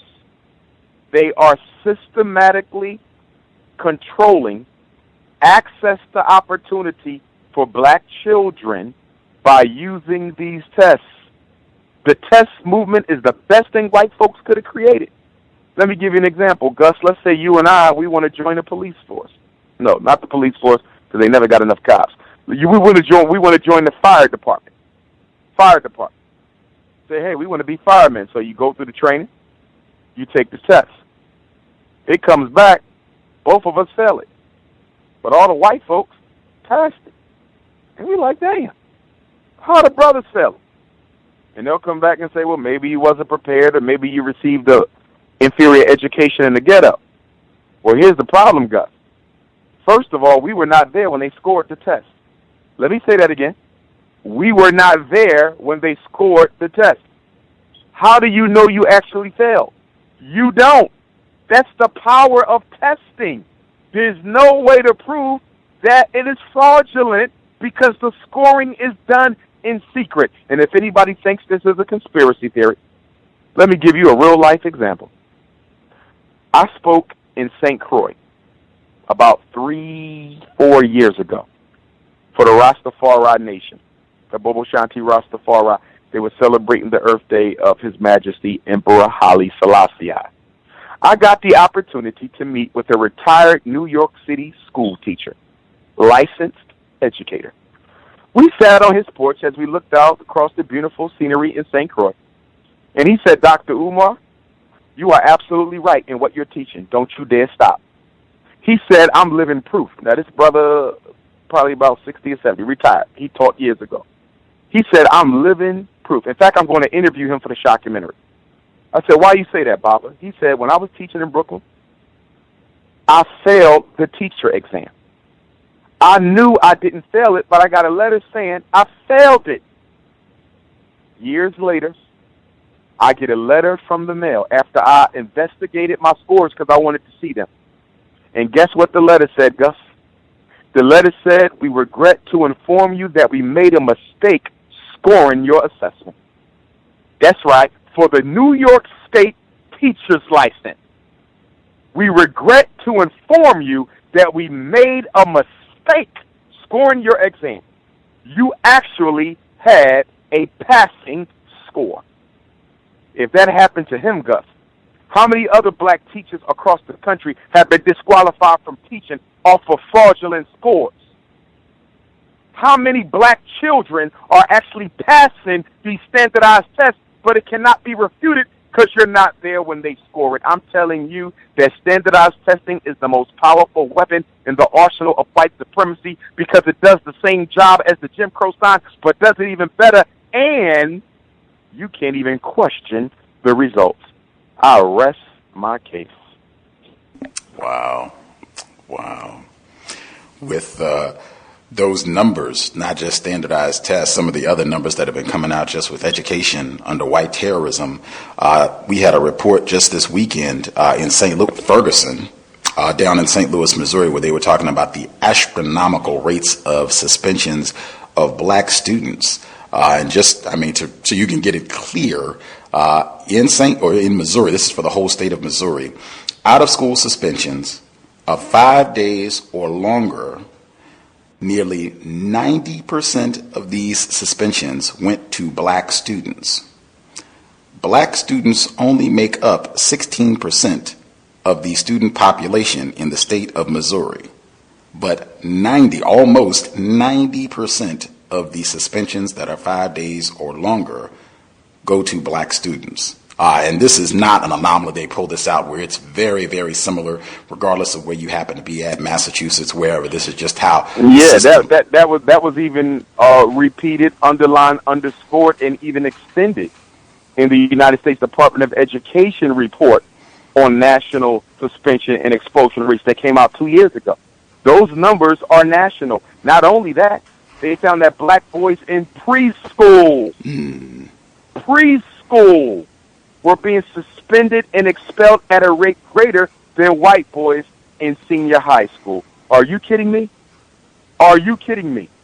You mean to tell me that 3, 4, and 5-year-old black boys are being suspended and permanently removed from school in preschool at a rate greater than white boys in high school? And our kids are still going to them schools. You know why? Because black people do not care enough about their children. I'm not talking individually. That's called selfishness. I'm not talking about you and your children. I'm talking about us. Black people do not care enough collectively about our children to build them the schools that they are entitled to. Isn't it a damn shame that we can buy our children all kinds of expensive Christmas gifts, but we won't buy them an education? And I'm not talking about no education at the racist-ass white private school. I'm talking about an education at a truly African-centered independent school. Why we don't have them, Gus? I'll tell you why. Because under slave psychology, the victims were taught to never be concerned with your future. Your only concern is today. You live at the will of your master. And when you do manage to get some money, you don't use that money intelligently to build anything. You use that money to have fun. Because your master never wanted you to get out of slavery, so you were forced to spend your money on amusements and entertainments. Look at our athletes and entertainers. Look at them. I just heard the other day that Sean Puffy Combs is opening up a charter school in Harvard. Now, here's my question. Can somebody please explain to me, and this is not just Puffy, this is Jalen Rose in Detroit, this is Magic Johnson in L.A., and across the country with Magic because he got charter schools in Atlanta. Can somebody tell me why in the hell a multi-millionaire black male athletes and entertainers, why are they opening up charter schools, Brother Gus, instead of building their own independent schools? If you open up a charter school, the charter school is owned by the state. You don't own a charter school. If anybody tells you they own a charter school, they're a fool or a liar. Charter schools are public property. Why does Sean Puffy Combs want to open up a publicly funded, publicly controlled charter school? This man is a billionaire, if not almost. Magic Johnson, a billionaire, if not almost. Why not open up the independent school that will live forever? The Sean Puffy Combs School for the performing arts. The Magic Johnson School for academic excellence. You don't want to do that. You want to open up a charter school. That's like Donald Trump looking for a welfare check. What the hell does a multi-millionaire need with a damn charter school? You know what it tells me? One or two things. Number one, they might not know no better. They're not educators. They don't have my expertise. They might not know no better. So I want to give them that respect because I respect all three of them. They might not know that better. They may not know any better. But the other part, too, if they do know better, that tells me that you really are not invested, you really are not interested, and you really are not committed to the future of black children. Because there's no way you can be worth that type of money and not want to spend a single penny of your own money to educate our children. You said when we spoke about charter schools last time you were on the program that another key difference with those is that since the state, they have a lot more say-so if it's not an independent school with those charter schools, that they say, hey, you're falling behind. We got these standards. Your children, you don't have enough of your population of students that are meeting our state or local academic requirements, so we're revoking your license to have this charter school. Well, they're going to put you on corrective action first. They got to look like they're fair. Remember, white folks, everything is about image and presentation. So they got to make it look like they're giving you due process because the Constitution requires that. So the due process for the charter school is you are now in corrective action, which is normally 2 years. We're going to give you 2 years to demonstrate improved growth. And if we don't feel that the amount of growth that you've made has been improved, we're going to take your charter. 2 years ago, Gus, 2014, we saw more black charter schools shut down than any other year since charter school was open. Either 2013 or 2014, I think it was 2014. Now, let me give you the Machiavellian strategy. Brother Gus has a charter school in Washington State in the middle of the hood. You're doing an excellent job. But you just got a letter in the mail that 60% of your students did not score basic on the state test. Remember, Gus, you're not there when they score them. And guess what? Your children actually did pass. They actually made minimum basic skills. But you know what? Your building is blocking a new strip mall that they want to build. Your building is blocking a new dormitory that Washington University wants to build. Your school is blocking a new highway, a new police district, a new private residential area for the white folks gentrifying the neighborhood. Guess what they're going to do? They're going to give you a letter and say you failing. And they're going to put you in corrective action. And guess what? 2 years later, they're going to give you another letter. We're sorry to inform you, but you did not make the gains that were required, and we now have to take your charter. Guess what, Gus? You made them gains 50 times over. In fact, your kids might have scored higher than any other school in the state, but you can't prove it. And guess what? Out you go, shut down, school sold to the white folks. They are doing it all over the country. And the reason I'm bringing this out, Gus, this academic apartheid, this white supremacy school version, is because a lot of people have criticized me for taking the hard route. Why is he doing the Garvey route? What's this Pan-African shit? Why don't you go get you a couple of charter schools? Why are you trying to raise $2 million and buy St. Paul's College? Why? You know why? Because I believe in what I stand for. And as Garveyites, as revolutionary Pan-African nationalists, we believe that what is to be done for black people must be done by black people. What good is opening up a school if I can't control it?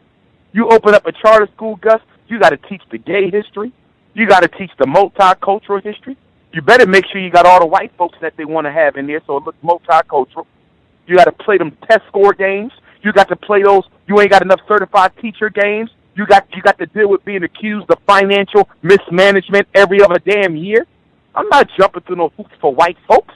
I know what our children deserve, and I'm going to give them the very best or die trying. What the dead president say? Get free or die trying. That's me. Context of white supremacy. I will see if we can nab some of our callers here. Folks have questions that they would like to ask Dr. Umar. The number to dial, 641-715-3640, and the code is 564-943#. Press star 6 if you have a question. The number one more time, 641-715-3640. The code 564-943#. Press star 6 if you would like to participate. We have a lot of people that dialed in with questions. We're going to try and get through as many of them as possible. We do not have time for speechifying, so if you could just get your question in, that would be great. That way we'll make sure that we get as many folks as we can on to get their questions to Dr. Umar. See, Thomas in New York. If you had a question for Dr. Umar, you should be with us, sir. Good evening. Can I be heard? Yes, sir. Good evening to you, Gus. Good evening, Dr. Umar. I'm very happy to speak to you. Good evening, my brother. I love you a lot, man. I listen to most of your lectures. I think that you're just brilliant. And I tell everyone who I know about you. Just had two quick questions. This one is kind of long, but as a child psychiatrist and a Pan-Africanist, and I'm not asking this question just because of the Flint situation, because I started looking into this back when Freddie Gray, his whole case broke. But I would love to have your educated thoughts on the effects of lead on the brain, specifically how it creates criminals and causes crime, and how that affects the black community, being that it seems as though us here in America and in Africa are under constant exposure to lead, either in the soil or in the paints or other things. And I'll mute my line for that question. Answer. Yes, sir. Lead is a big problem. Lead has been linked to autism. Lead has been linked to developmental delays. Lead has been linked to mental retardation. Lead has been linked to so-called impulse control problems such as violence and anger. And, of course, lead has been linked to true neurologically based learning disability such as dyslexia. It is a problem. As someone who does early intervention evaluations, preschool testing to see if children will need special ed in kindergarten, I can tell you that I have seen firsthand the effects of lead. I was in Flint. I was the keynote speaker for the Big Brothers and Big Sisters of Flint, Martin Luther King Jr. Day. And I told the brothers and sisters there at a power lecture following the keynote address that I want to know why the black leadership and the black attorneys in Flint, Michigan have not gotten together to enact or bring about a class action lawsuit by the black community against the state of Michigan, against the city of Flint, and against the auto manufacturers in that city who knowingly dumped toxic waste into the water supply of Flint going back decades. The city knew that the water was no good for decades, and they knowingly and willingly allowed our brothers and sisters and children to drink that water. That is genocide. That is a crime against humanity, and it meets the United Nations definition of what genocide is. So for me, not only for Flint, but even nationally, and this is why I miss Johnny Cochran. This is why I absolutely miss Johnny Cochran, because he was one of the few attorneys who would take up real issues for black people. And, of course, he was murdered for arguing the reparations issue. But we need attorneys who are going to step forward and take up these kind of issues. Where is the national class action lawsuit against the government for systematic exposure of black communities to lead and other environmental toxins? Lead is only one. There's so many the class action lawsuit for unnecessary and systematic placements in special ed, the class action lawsuit for the systematic medicalization of black boys with Ritalin and other dangerous psychiatric medication. Where's the class action lawsuit for the systematic forced abortions in black women on the birthing table, the aborted fetuses and stillborn children? I mean, we got so many systematic problems that dictate class action lawsuits that our black attorneys need to step up and start doing their job. Now, I do mine because I'm a psychologist. That's why I'm bringing a National Independent Black Parent Association. That's why I'm trying to build the Fred Douglass Marcus Garvey Academy. My expertise is education and psychology, so I'm doing all that I can. But we need our blacks in other areas, the social workers and the doctors and the lawyers, to do their part. There's just so much America is getting away with because our black professional class is too afraid to pick up the mantle and fight for the match. Man, thank you for answering that, Dr. Umar. And I'll have one more question for you. But I really appreciated what you said earlier, because I came up with the same analysis with Prince and Michael, and based off that same line of thought, I would think that Jay-Z would be next, what he's doing with Tidal. But I might want to know your thoughts on the political theater and the presidential candidates this year, and I'll mute my line. Yes, sir. First of all, Prince's murder, as all key political murders, are not just done out of political expediency. Those murders, those assassinations are also carried out as a warning to others. And so the Prince murder was a clear warning to black musicians that you will never, ever cut us out of our cut of your money. That's what Prince was killed. He was killed to let everyone know that we will always get a piece of your action or you will have no action. I'm telling you right now, I think most black musicians, they shook right now. Just like most African leaders were shook after Muammar Gaddafi was assassinated. Everybody right now got the wild look on their face like, damn, if they can do that to Prince, who was independent and much more wealthier than I am, imagine what they could do to me. Just like the African heads of state were like, damn, if they could do that to Muammar Gaddafi, who had a standing army, imagine what they can do to me. I don't care how rich white folks are. I don't care how many guns white folks got. Their number one method of controlling Negroes is fear. The control is psychologically based. The control is psychologically based, and that's why they say there's nothing to fear but fear itself, because once you are afraid of white folks, there's nothing else you can do. What can you do when you are intoxicated with fear? You ain't going to build no school. You ain't going to organize. You ain't going to fight against race because you're scared of white folks. Fear is the weapon.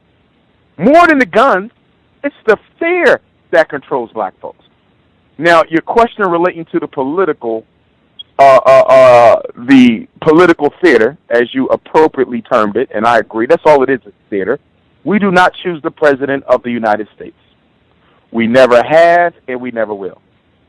They already have chosen who they want to go in the White House. They already got that made up. Now, let me tell you what I think is going on right now. I believe that Hillary Clinton, by virtue of her marriage to Bill Clinton, who is a Bilderberg, a trilateral, and a member of the CFR as well as the Round Table, I believe Hillary was the choice this time around. I believe it was Hillary. The problem is Donald Trump, who's a white supremacist, who also is a CFR, I believe, and Donald Trump is also a Bilderberg. But guess what? No one expected the public to react to Donald Trump the way that they did. They did not expect poor white to find any relevancy in a filthy rich white man running for president. But guess what? They underestimated the impact of authenticity, originality, and sincerity. I'm going to say it again. They underestimated the impact of authenticity, originality, and sincerity. Donald Trump,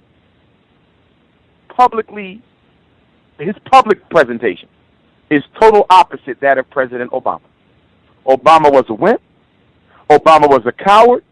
Obama didn't want to answer no questions. Obama skated around every issue. And that's why he lost popularity in his second term, because you didn't know if he was coming or going. He wasn't man enough to stand on a square. Trump is. He's a fool. He's a racist. He's ignorant. He don't know what the hell he's talking about, but he is authentic.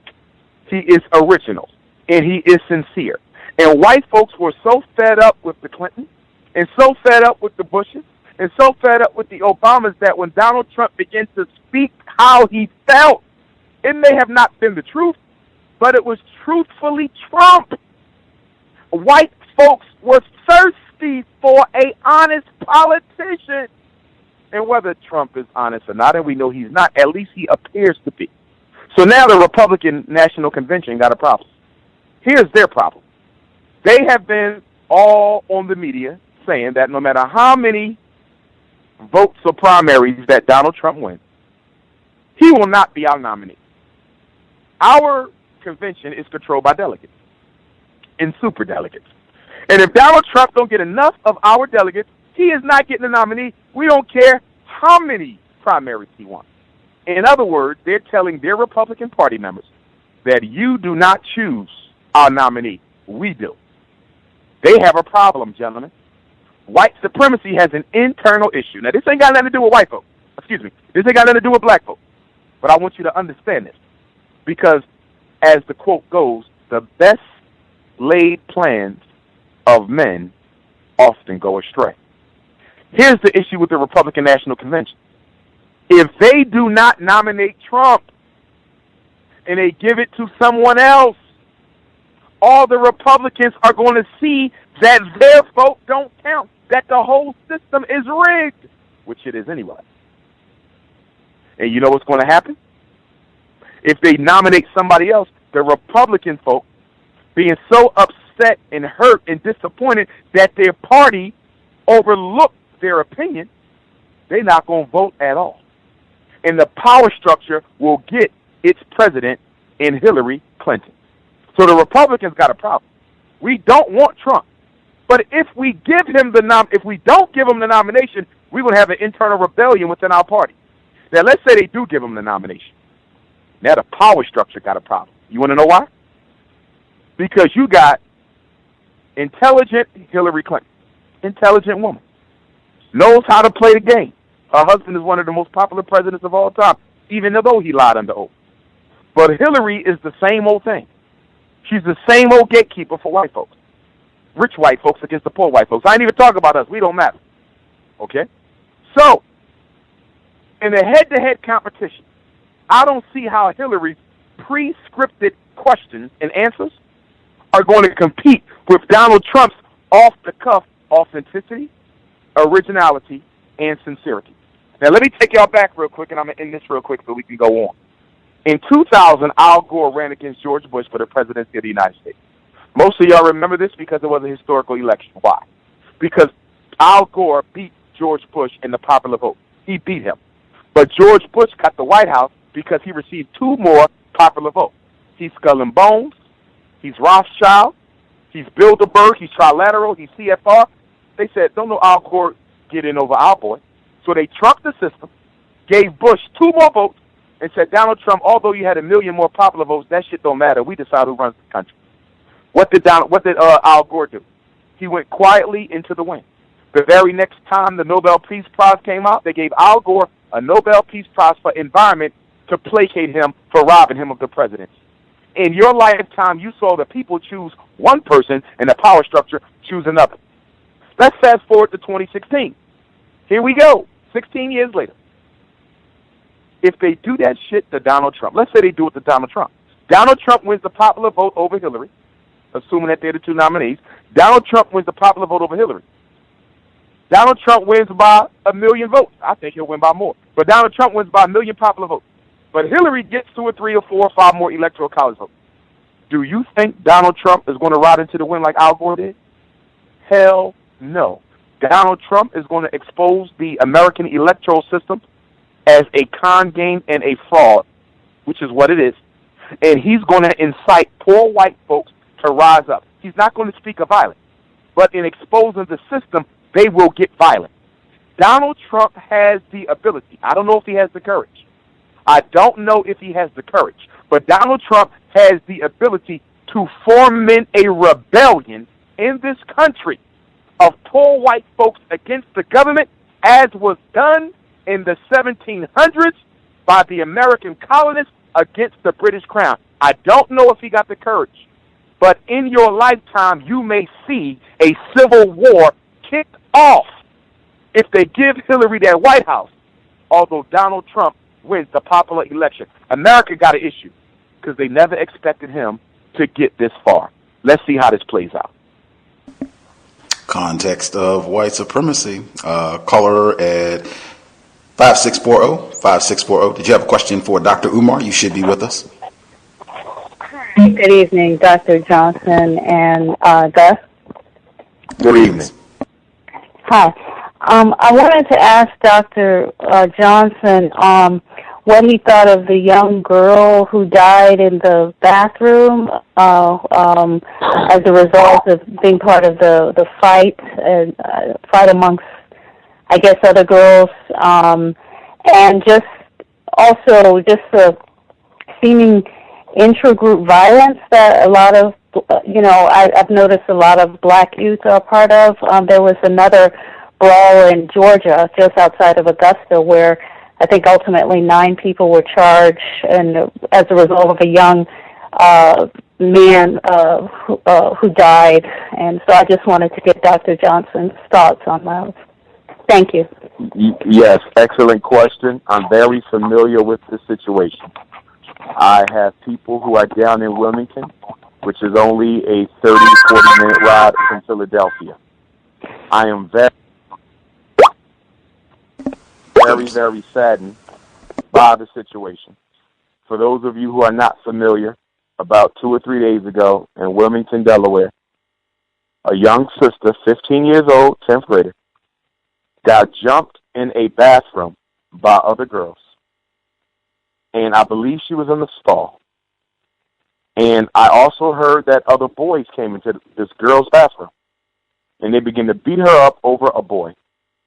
From what I understand, some of the girls involved did not go to the school. They snuck in. But others did go to the school. And in fighting and trying to protect herself, she was stabbed. And she also fell and hit her head on the sink, which most people attribute as the cause of her death. They had to fly her out by helicopter to the medical center where she was pronounced dead on arrival. The very next day, at the same school, one of the students who allegedly was involved in that bathroom murder by beating over a boy was somehow led, dragged, caught in the lunchroom. And from what I'm being told, nearly the entire student body of this high school, and you know how many kids attend a comprehensive high school, commenced to attack this young lady who allegedly was involved in the bathroom incident. They said they beat her unmercifully for being involved in the other girl's murder, and that she is now in the hospital. I'm saying all this to say that I will probably be going to Wilmington. I've offered my services as a school psychologist to counsel, to talk with, to support the teachers, the families, the parents, any way I can. That's what we do. And there's going to be a program that one of the politicians there is going to be holding for the parents of murdered children. And I believe I'll be getting invited to speak to the parents. Brothers and sisters, white people cannot solve the problem of our youth because they are not their children. The only solution they have is a bullet. Our children are out of hand because we allow them to be out of hand. Nobody spends time with their kids anymore. Their children are raising themselves. Poor kids are raising themselves because parents are desperate to take care of the basic needs. Rich black children or middle-class black children are raising themselves because their parents are more concerned with their career than they are with raising their children. Apples do not fall far from the tree. And although many people would love for me to blame the parents of these children, I do not blame the parents alone. I blame the community. Children don't belong to families because we ain't got no families. They belong to the community. The church is responsible for what happened in that bathroom. The politicians are responsible for what happened in that bathroom. The community-based organizations are responsible for what happened in that bathroom.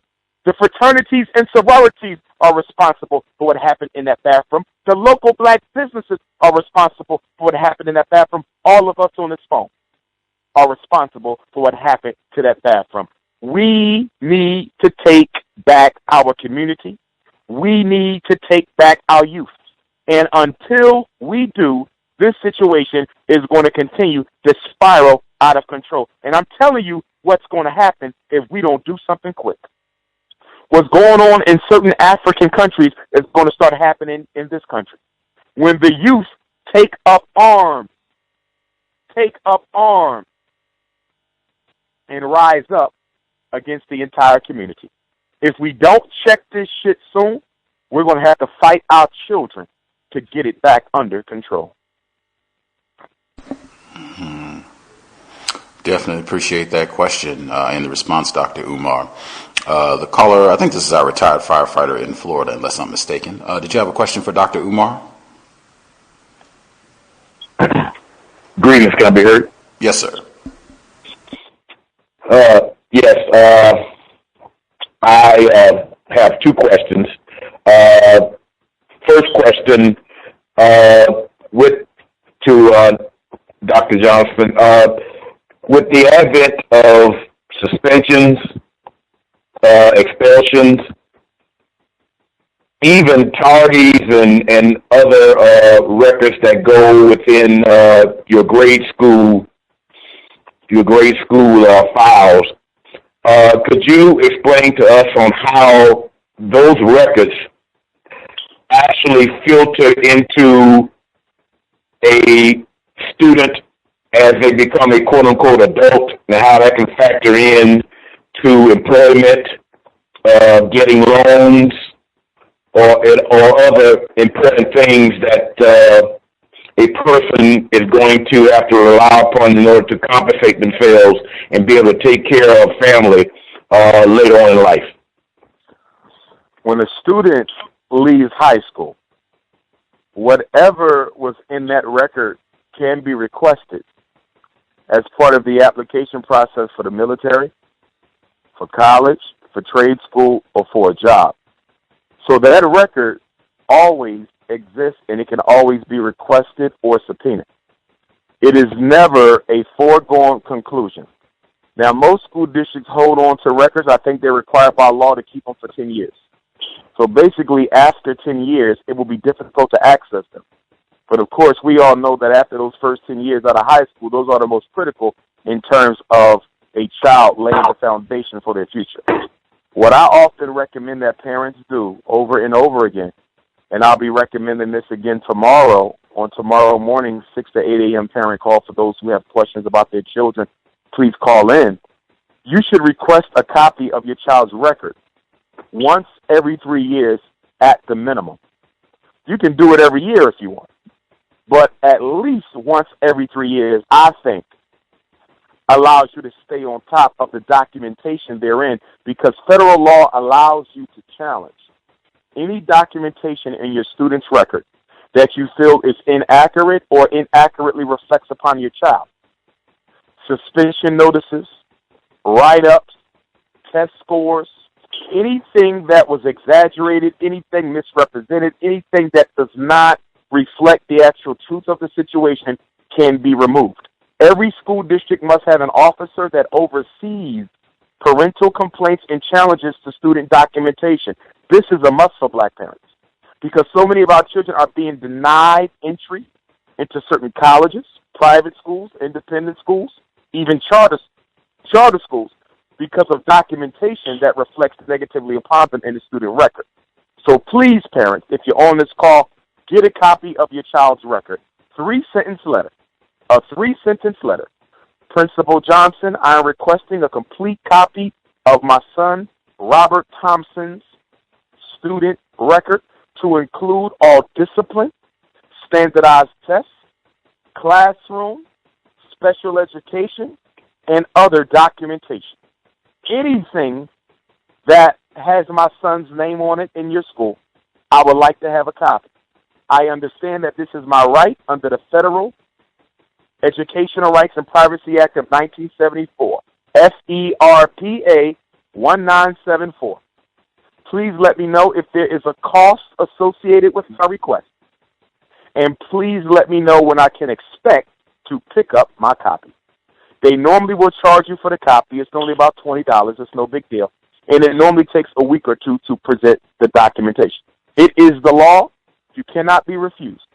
But I could count the number of parents on one hand who actually request their student records, and most of the parents I know who do request the record learned of the law from me. And that's not to toot my horn or anything like that. But when it comes to family rights and parent rights, I'm not aware of any educator or psychology in modern black history who has done more, and that includes our ancestors. I can't think of one who has done more to educate our parents on school law than the man you're talking to. Please get copies of your students' records once every 3 years at least.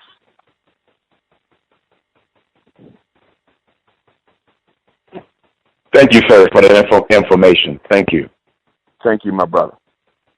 And I'm working on getting down to Jacksonville, Florida, I'm working on getting down to Jacksonville. I'm working on getting down to Fort Lauderdale, and I will be coming to Daytona Beach, Florida as well. I was supposed to speak at Bethune-Cookman College, but I think there was a homosexual revolt, and they declined. They withdrew the request, but I will be coming down there anyway. Wow.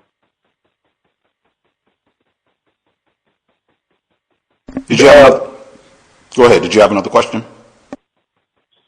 Yes, and I hope that this doesn't turn out to be incorrect on what I want to ask. I was listening to a well-known radio program where you, Dr. Johnson, was supposed to have been a guest on it, and I know that Marcus Garvey was connected with the idea of transporting back to Africa to a certain degree. And the host mentions that within the interview that that's all you, quote unquote, that's all that you was talking about. And I've never, I know that you are connected with Marcus Garvey's goals and whatnot, stuff like that. But I've never heard you made that a precedent. So I guess the question is that could you explain to me on how the connection, the conversation got crossed up to whereas that's all she had to report as far as the host on this radio program? I'm talking about the Karen Hunter show. Yes, sir. Yes, sir. I'm going to speak about the issue in general. I can't speak to the show itself. I'm familiar with the show. I think I was even on the show once, and we got into a serious disagreement. A very masculinized black woman, I believe she was. Nonetheless, here's the issue. My Garvey history. I'm former Minister of Education for the Universal Negro Improvement Association and African Communities League. I am former First Vice President of Division 121 in Philadelphia of the UNIA ACL. Next year, I will be celebrating 20 years of membership for the UNIA and ACL.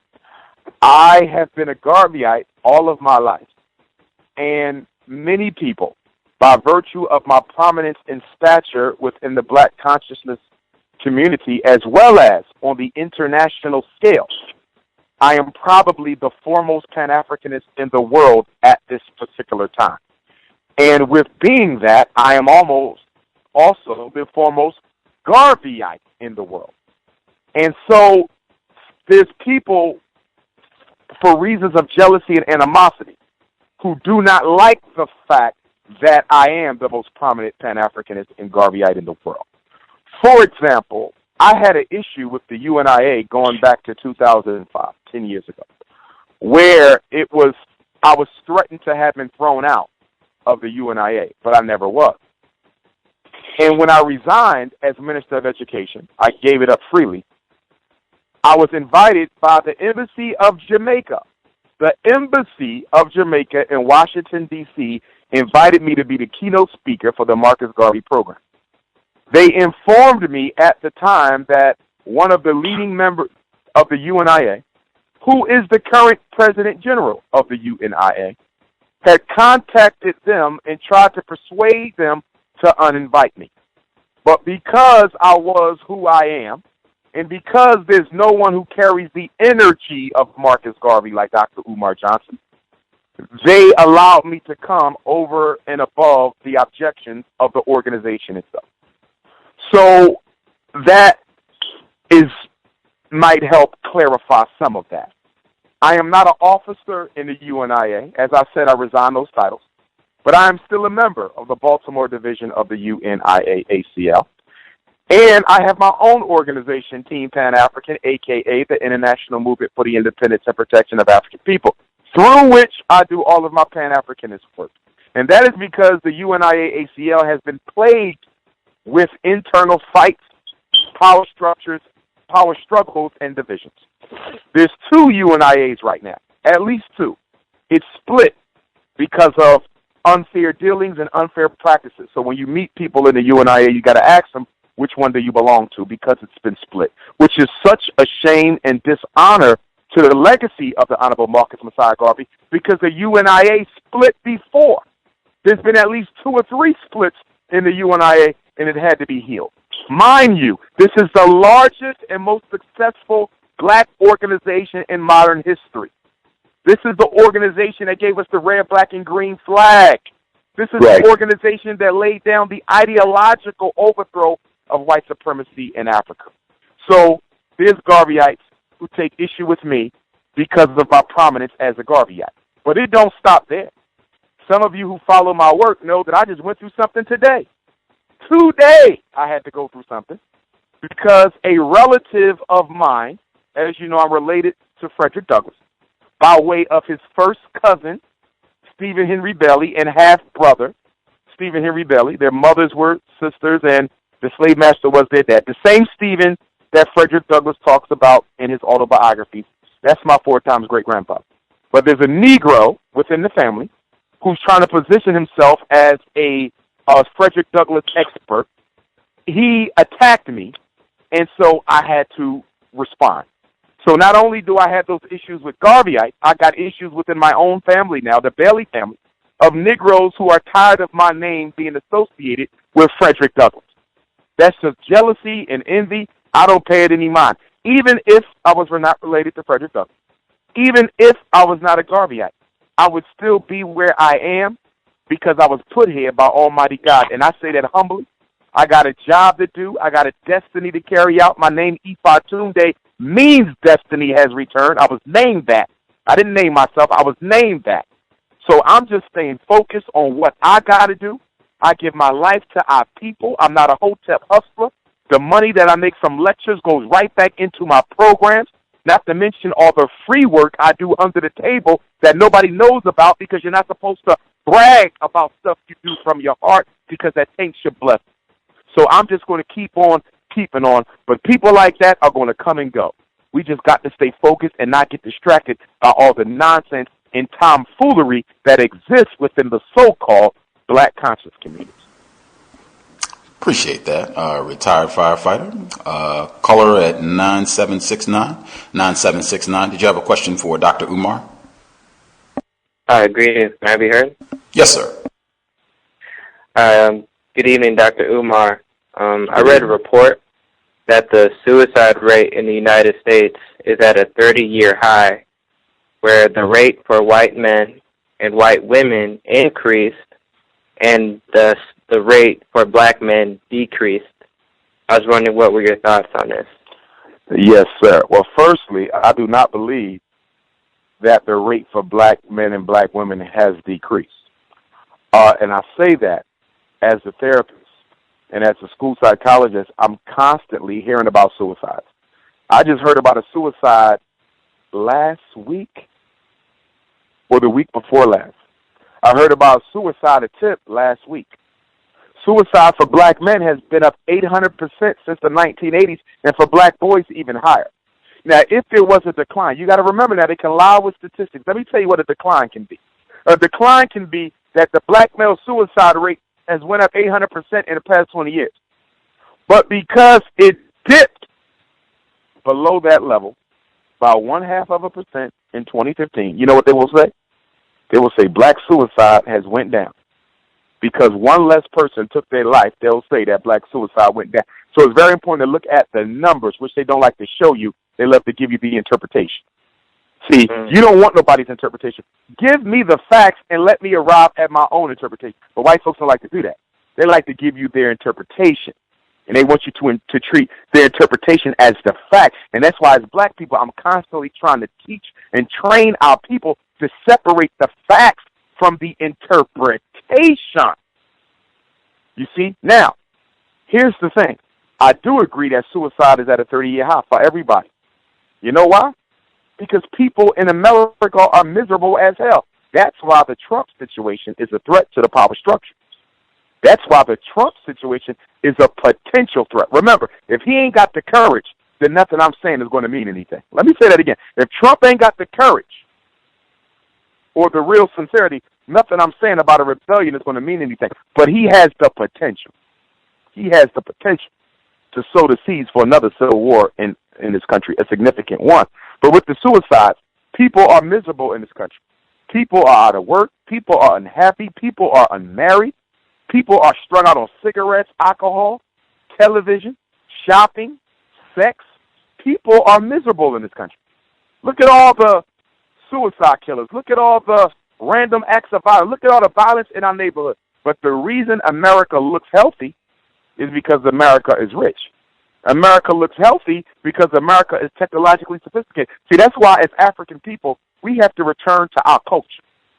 Marcus Garvey said, if the black man and woman are not careful, you will drink in all the poison of Western civilization and die from the effects of it. We have to return to our culture. What do you mean, Dr. Umar? What I mean is, don't judge America through the protocol of white supremacy. White supremacy says, look at how much money we got. White supremacy says, look at how many people got college degrees. White supremacy says, look at all the millionaires. White supremacy says, look at all the technological advancements, the cell phones and the internet and the Wi-Fi and the HDTV and the plasma screens and the helicopters. White supremacy says, judge the quality of happiness by material acquisition. That's white supremacy. Judge the quality of happiness by material acquisition. That's European culture. Our culture, African culture. We say, judge the quality of happiness by the quality of spirituality, the quality of relationships, and the quality of family life. That's African. We don't care about TVs, cars, clothes, pocketbooks. We don't give a damn about millionaires. That's not African. African people, we look at the quality of our relationships, the stability of the family, the peace of mind of our people, the tranquility of our elders, the happiness and joy of our children. That's how we judge. We don't judge in materialistic terms. But when you judge from a Eurocentric perspective, America is the greatest place on earth. But if you judge from an African-centered perspective, it's the worst place on earth. Wow. I have just one more question. Sure. I've been noticing a phenomenon where young black kids are getting accepted into multiple Ivy League schools and landing multiple scholarships. Now, I'm not taking anything away from these kids, but I find the media coverage on them a little suspicious. What are your thoughts? Yes, sir. Just like they're using charter schools to depopulate predominantly black public schools, they are using predominantly white institutions, PWIs, to depopulate the HBCUs so they can be overtaken by white folks or purchased by developers, opportunists, gentrifiers, and transformed into a totally different type of an institution.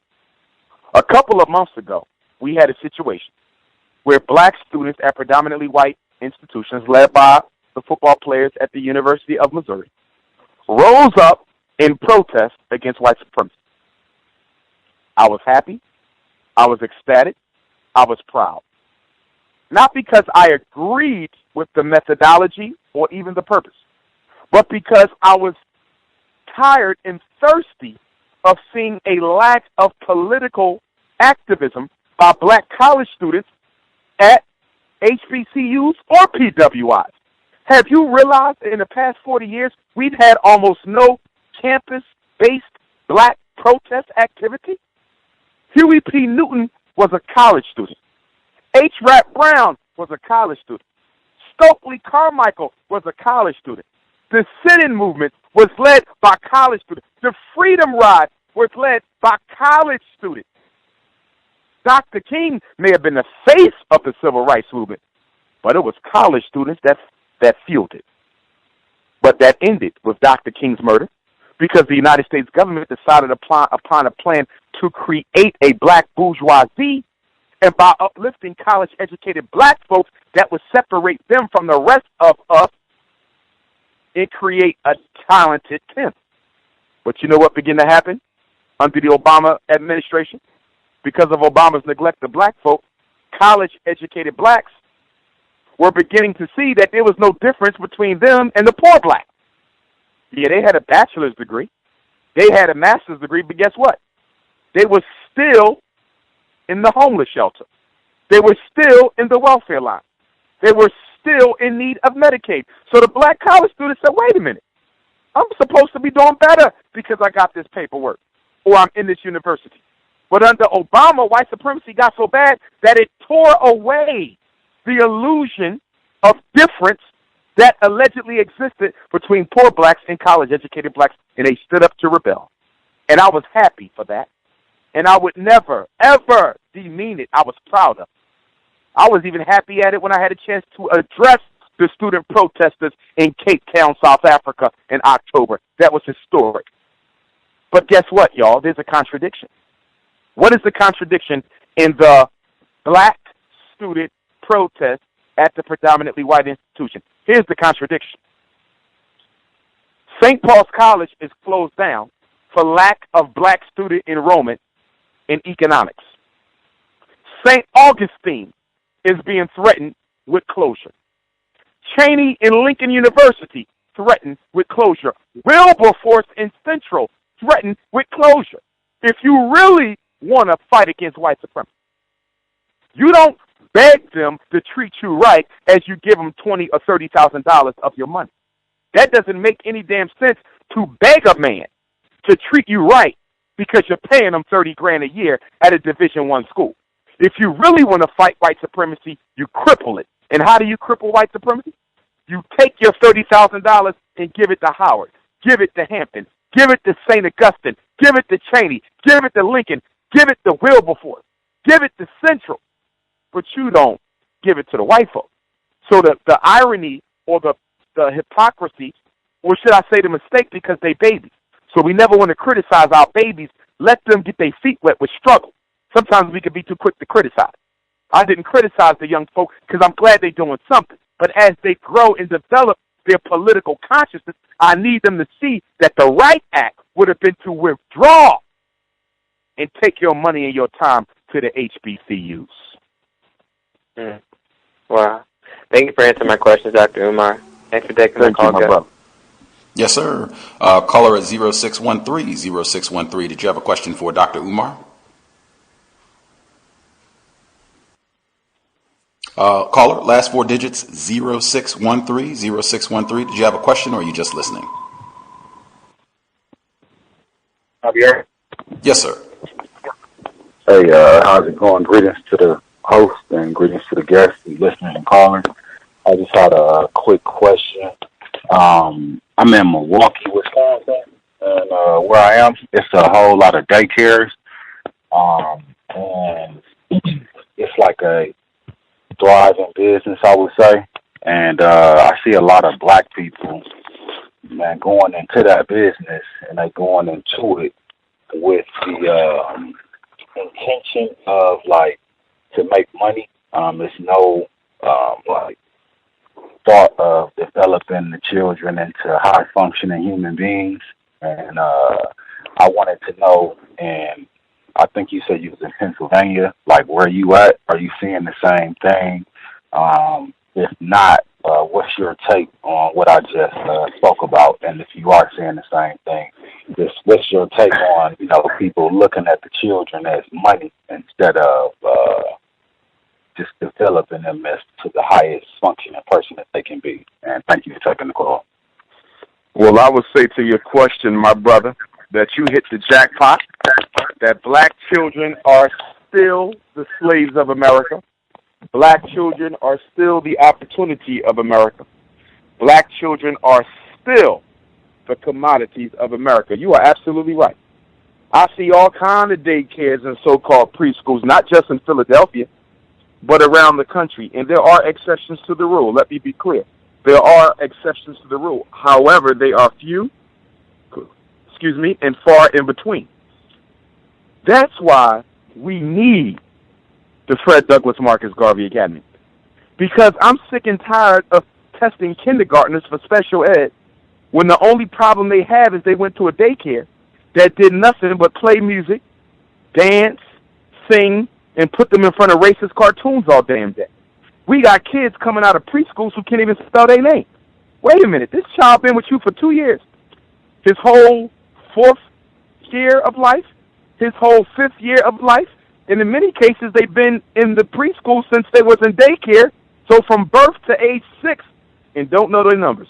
Birth to age 6, don't know their letters.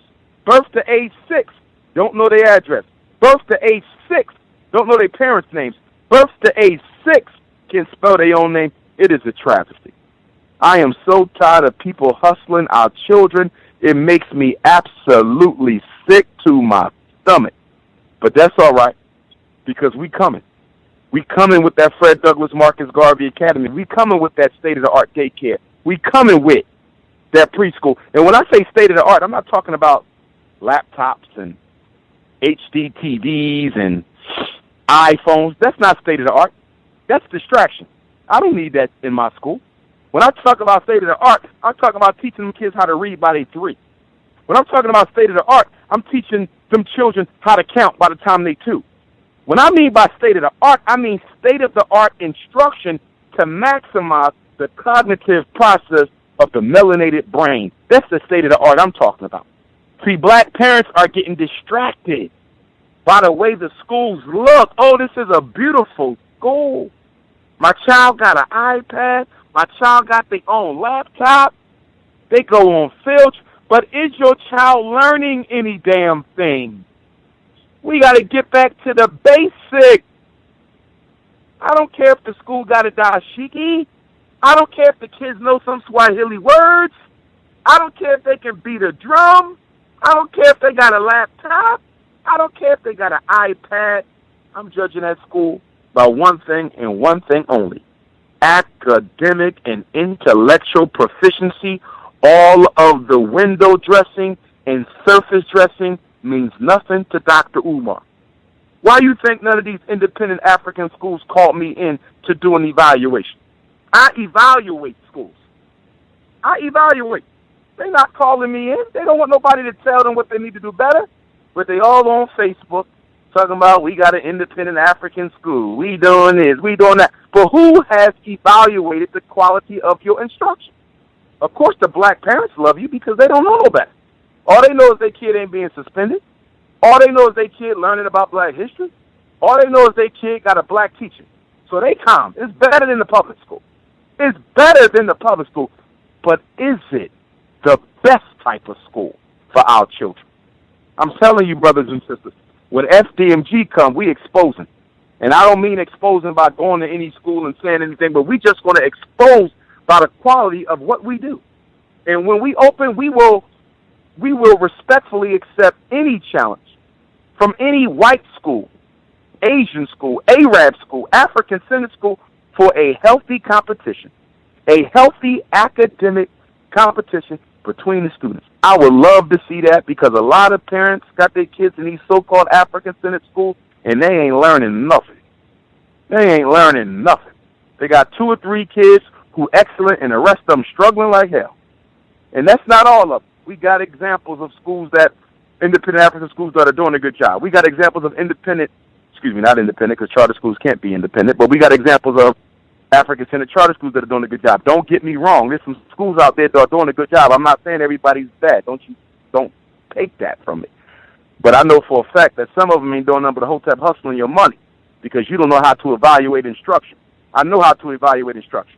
So a lot of this worship going on around, it don't faze me because I see what you up to. You just painting the image of your school to look like it's something that it's not. I know what's going on. You can't fool me. I'm a principal. I know how this thing goes. But I say all that to say that if you haven't donated to the Fred Douglass Marcus Garvey Academy, please go to GoFundMe.com, GoFundMe.com/Dr. Umar, DRUMAR. Make a donation. If you want to mail it in, you make your check or money order payable to FDMG Academy. I repeat, FDMG Academy, P.O. Box 6872, Philadelphia, PA. P.O. Box 6872, Philadelphia, PA. 19132. If you forget the address, all you got to do is text me, 215-989-9858, and I will send you the mailing address. Okay? And if you want to work at the school, send me your resume, FDMG resumes at gmail.com. We are coming. It's not a question of if, it's only a question of when and where will the first school be built. Let's see, lady in New York, did you have a question for Dr. Umar? You should be with us. Hello, Dr. Umar. Oh gosh. Please, Quinn. Hi. Is my volume okay? Yes, ma'am. Yes. Okay. Dr. Umar, I have a few questions, and so I'm hoping that you can be as quick and concise as possible. Are you planning on moving or starting a school in Rochester, New York? No, I will not be moving to Rochester, and I don't think I'll be starting a school there. Thank you. How do you feel about spanking as a disciplinary tool for black children? I think spanking is necessary at times. It should not be the primary mode of discipline. If spanking is the primary mode of discipline, then you are risking child abusing your child.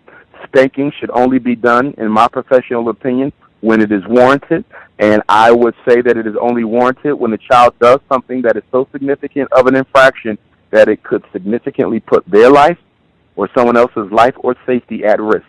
For example, if a child is caught in a stolen car, that's grand theft auto, not to mention that you can get into an accident and take your life or take the life of someone else. You get your ass whipped for that. If you find out your child is having unprotected sex, they get a conversation. Children are interested in the opposite sex, and as they grow up, their testosterone is going to start calling, that estrogen, the hormones are going to pop. We can have a conversation about sex. But if I find out you had unprotected sex, you might get your ass whipped because you could have caught AIDS, herpes, you could have gave it to someone else, you could have got somebody pregnant, or you could have got pregnant. That's not acceptable. Playing with matches. If I catch my child playing with matches, you're getting your ass whipped, because playing with matches can get the house burned down. Playing with matches can get you third-degree burns. Playing with matches can get your grandmother burned down upstairs. So it all depends on the significance of the infraction. If it is a major safety or life-threatening infraction, I believe spanking is warranted. But if it is an everyday infraction, your homework was late, you forgot to do your homework, you didn't do your chores, you're going to get a consequence. You don't get off the hook. You're going to get a consequence. But physical punishment should only be done in a select set of circumstances. Thank you. The last is about curriculum. So do you already have a curriculum established for your school? Yes, I do. And the 6 core components of the curriculum will be, in addition to the major academics such as math, science, history, social studies, you're required to have that whether you're independent or not. But the 6 core sciences, in addition to those, will be political and military, agricultural and agronomical, diet and nutrition, African spirituality and cosmology. There will also be the science of the black family and the black community. And so let me make sure I got all 6. Political and military, economic and financial, I overlooked, which is very critical, dietary and nutritional, agricultural, agronomical, science of the family and community, and astrology and spirituality. Those are the 6 core sciences. Okay, and my last question is, will you be making your curriculum available for students who, for whatever reason, are not attending your up-and-coming school?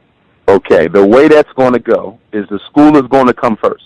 No one gets my curriculum before I have a school. No one. And the reason for that is curriculum means nothing unless it is implemented the way it was designed to be implemented. You have a certain cake that you make, and you give the recipe to all the mothers in your neighborhood, but the cake don't come out right.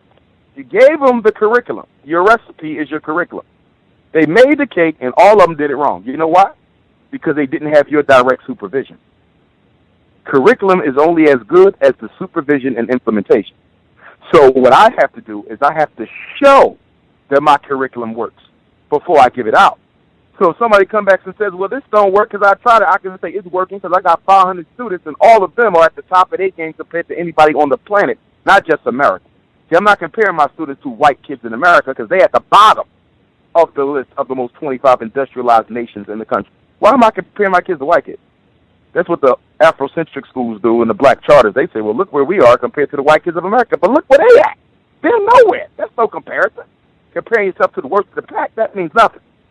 You see, but to get back to the question, once the school is functioning, I do plan to extend it into a cyber school model, which means that children who cannot physically be present at FDMG can be present on a big screen TV by monitor and be able to tap right into the classroom. Cyber school, virtual school, not cyber, virtual.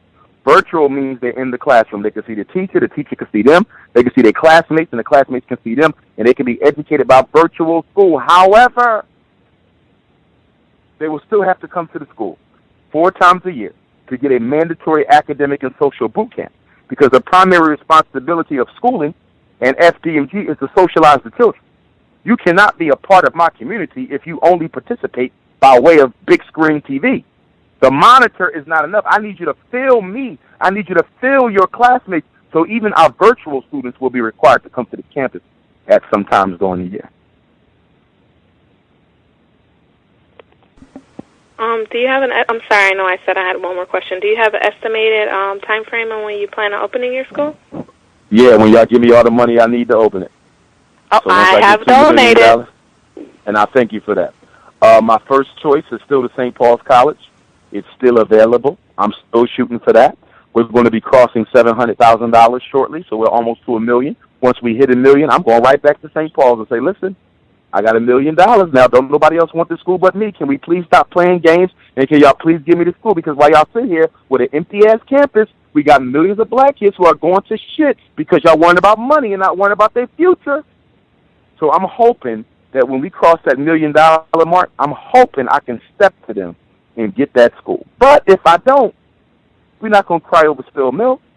I'm still looking at other schools. I understand that there's a possibility I may have to open up a regular day school before I can move to residential.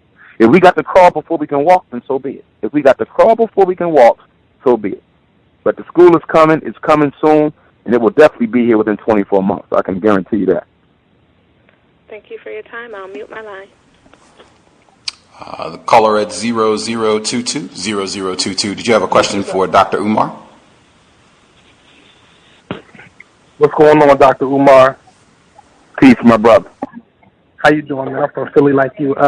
Quick question, man. I got a little son. For the daycare, and they mandatory the shots. You know, I really ain't for all the shots. Is there any way I can get past that? If it's a public daycare, you can get an exemption. If they get public funding, you can get an exemption. You can do a notarized letter. You can get an exemption from your medical doctor. Your medical doctor is the quickest. Your medical doctor is really the quickest way. They can give you an exemption, and you take that to the daycare, and life goes on. That's the quickest. But you can also do a notarized letter. You can also go to the County Board of Health, and they have an exemption form that you can fill out and get notarized. If it's public, if it's private, it can be kind of difficult if they're private. If they don't take public money, and they private, and they say everybody got to be immunized to come here, that could be kind of tough to get around. But if they publicly fund it, then they cannot deny your child on the basis of immunization alone. Okay. Thank you. Keep doing what you're doing, Ooh. Thank you, my brother. Appreciate you. Hope to see you May 7th in South Philly. I'll be speaking on Saturday, May 7th in South Philly. If you need a flyer, make sure you shoot me a text. Same thing for the Queen. The previous call, I'll be in Brooklyn. Sunday, May 22nd. Please text me for the flyer or snatch it off on my social network pages. Hope to see y'all there. Please spread the word. All right, my man. Caller at 0137. 0137. Did you have a question for Dr. Umar?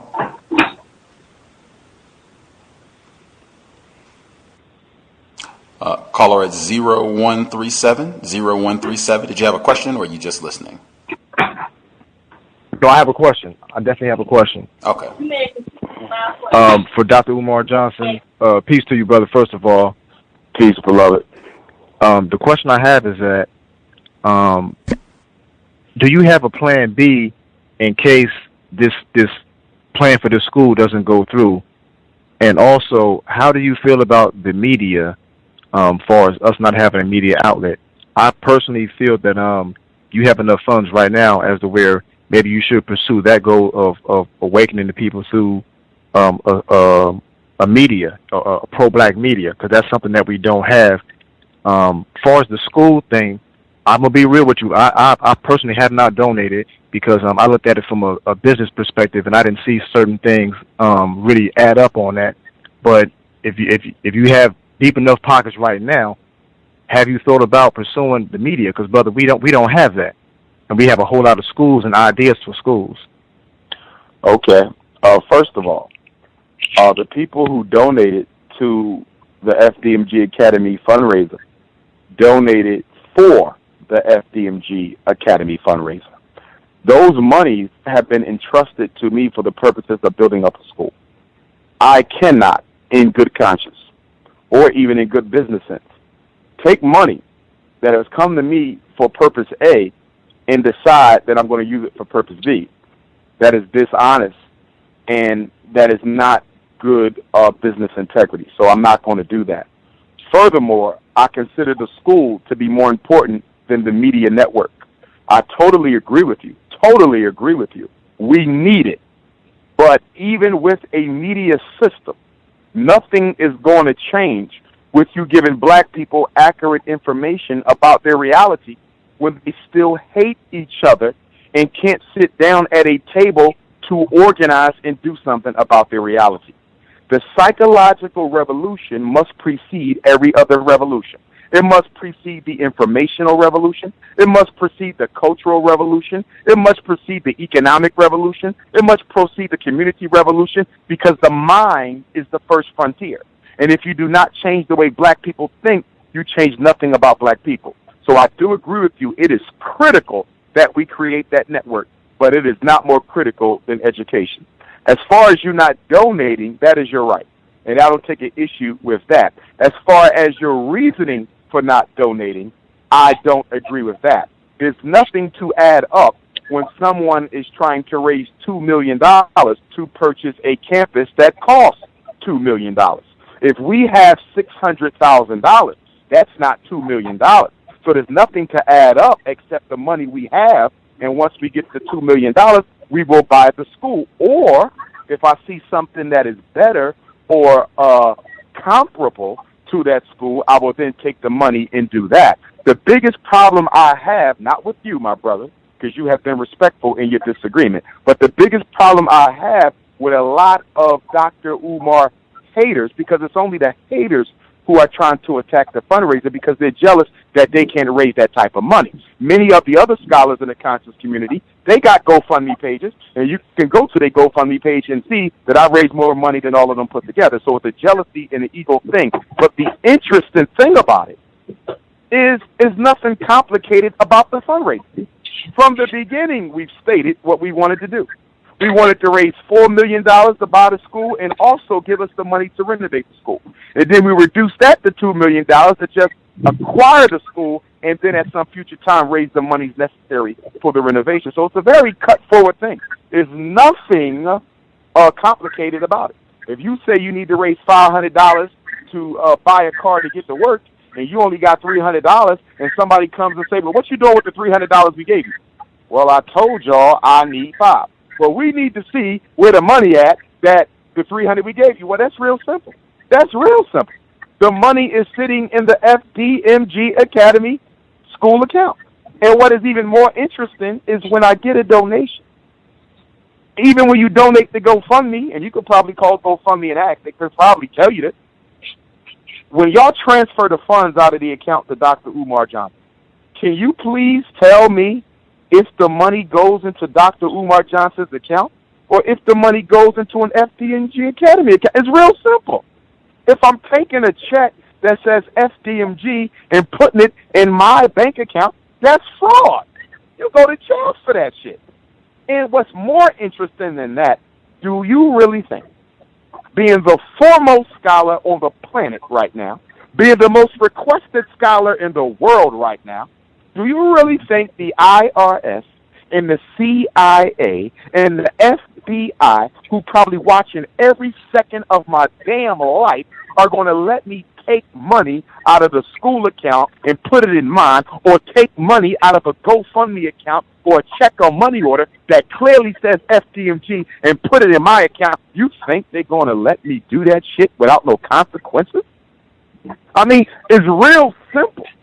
Has he ever made a withdrawal from the fundraiser. Hell no.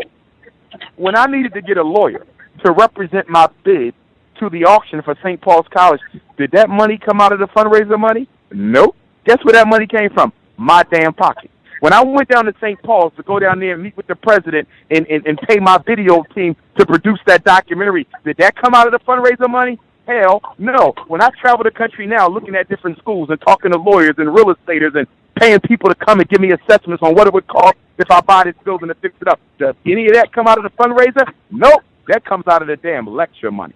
I'm not no damn con man. I know that there's a need for checks and balances, and I have all of them. I have all the checks and all the balances. I got the name of every donor and their address and what they donated, because when we open up the school, the first thing I'm going to do is pay homage and respect to everybody who cared enough about our children to make a donation. But, again, people who don't want to help have a right not to help. I can't worry about that. But I do know one thing. We're going to get that damn school. Like I said, it ain't a question of if. It's only a question of when and where. I can show you better than I can tell you. I have one more statement, if I'm allowed, and I definitely. Do you have a question, sir? Because we don't really have time for a lot of speechifying. I said that before. Yeah. Okay, I do have another question for the brother. In the case of raising the money for the school, $2 million. Let's say right now you was to get it tonight from some source. You have the $2 million. How do you equate, once you have the money for the school, the maintaining of the school, the teachers, the grounds? I mean, I know a small business, let's say a small prison, for instance, they may spend $50,000 on toilet paper for the year. So it's like there's a lot of things as to where you're going to need more money to maintain the place and keep it running. Okay, I'm going to talk now. As a principal, which I am, okay? So I've ran school buildings before. Tissue don't cost $50,000 at no school, okay? Now, let me answer your question, because I think it was a good question. I do think it was a good question. When you raise $2 million for St. Paul's College, the $2 million ain't going to St. Paul's College. The $2 million is going into the bank. And then you're going to take out a financing for St. Paul's College that allows you to pay the bank the mortgage for the school, which they can clearly see you can pay because you got enough money in the bank to buy the school. By financing the school, your $2 million is equity and wealth that you can use to operate your school. You don't raise $2 million and turn it over to the school when you're going to have renovations, teachers to pay, insurance, transportation needs, stock, information, and everything else. You don't operate like that. You put the money into the bank and you finance the school. That way the bank gets their monthly mortgage, and you still got $2 million to operate your school. Wow, look how simple that was. Now, when we get St. Paul's College or whatever school you get, you don't operate at maximum capacity. When I met with the principal down at St. Paul's, the president, we talked about this. We walked through the buildings, and he said, you know what, Doc? If you're going to operate one building, let this be the school building, and open up one dorm. One building and one dorm. The other buildings will not be up and running until we can afford to bring them online. I can guarantee you, being an educator as long as I have, having been a principal, okay, and somebody of common sense who didn't just think of this idea yesterday, the whole thing is well thought out. But let me go deeper. And this is not for you, but in general. It's amazing how we put so much time and thought into criticizing and deciding why we shouldn't support someone who has such a critical goal as educating our children, but we don't put that type of thought into where we put our money at. We give the Chinese money every damn day. We don't ask them shit about where they get that dirty chicken or dirty rice. We give Arabs money every day, but we don't ask them where they got the gas that we put into their car. We give Koreans money every day, but we don't ask them where they got the damn weed and the perm. We give Nike and Adidas money every day, but we don't ask them where they actually got their shoes manufactured from. We buy cars and drive them every day, and we don't ask them where the material came from. So it's amazing how we can give our money to all these non-Africans and don't ask for shit related to accountability, but when the foremost school psychologist in our community says he's going to open up a school for black children, we got 1,000,001 questions before we even give a dollar. How in the hell do you justify not giving the FDMG Academy a single damn donation when you donate the white kids every day? You donate the Chinese kids every day. You donate the Arab and East Indian kids every day when you support their racist parents' businesses, but I can't get a donation because you can't understand how the school is functioning. Come on, black people. Are you serious? Get caller in Florida, black parent. He was with us last week, 1078. Did you have a question for Dr. Umar? All our questions got answered. We actually wanted to know, are you coming to Miami, Dr. Johnson? I was in Miami last year, 2015. I am going to come back. I was trying to hit another section of the state of Florida I hadn't been to. I hadn't been to Jacksonville in like 4 years. I hadn't been to Tampa at all. Hadn't been to in Orlando in about 3 or 4 years. Since I was just in Miami, I wanted to spread the love somewhere else. Never been to Daytona Beach. If you got any connections in another section of the state that I've never been to, please let me know. And what I can try to do, because I want to make, when I come to Florida, I want to try to make it a 3-city tour. So maybe a Thursday, Friday, and a Sunday, or a Friday, Saturday, and a Sunday, or something like that. But I don't want the trip to be Miami only, or Fort Lauderdale only, or West Palm only, because they've already had me. We need to add something in there. Jacksonville, Tampa, Daytona, Tallahassee. We need to get another city in there with it, if y'all can help me with that. All right, thanks a lot. Keep doing what you're doing. Thank you. Roz, did you have a question for Dr. Umar? You should be with us. Yes, greetings to you, Gus, and greetings to you, Dr. Johnson. It's an honor to hear you speak tonight.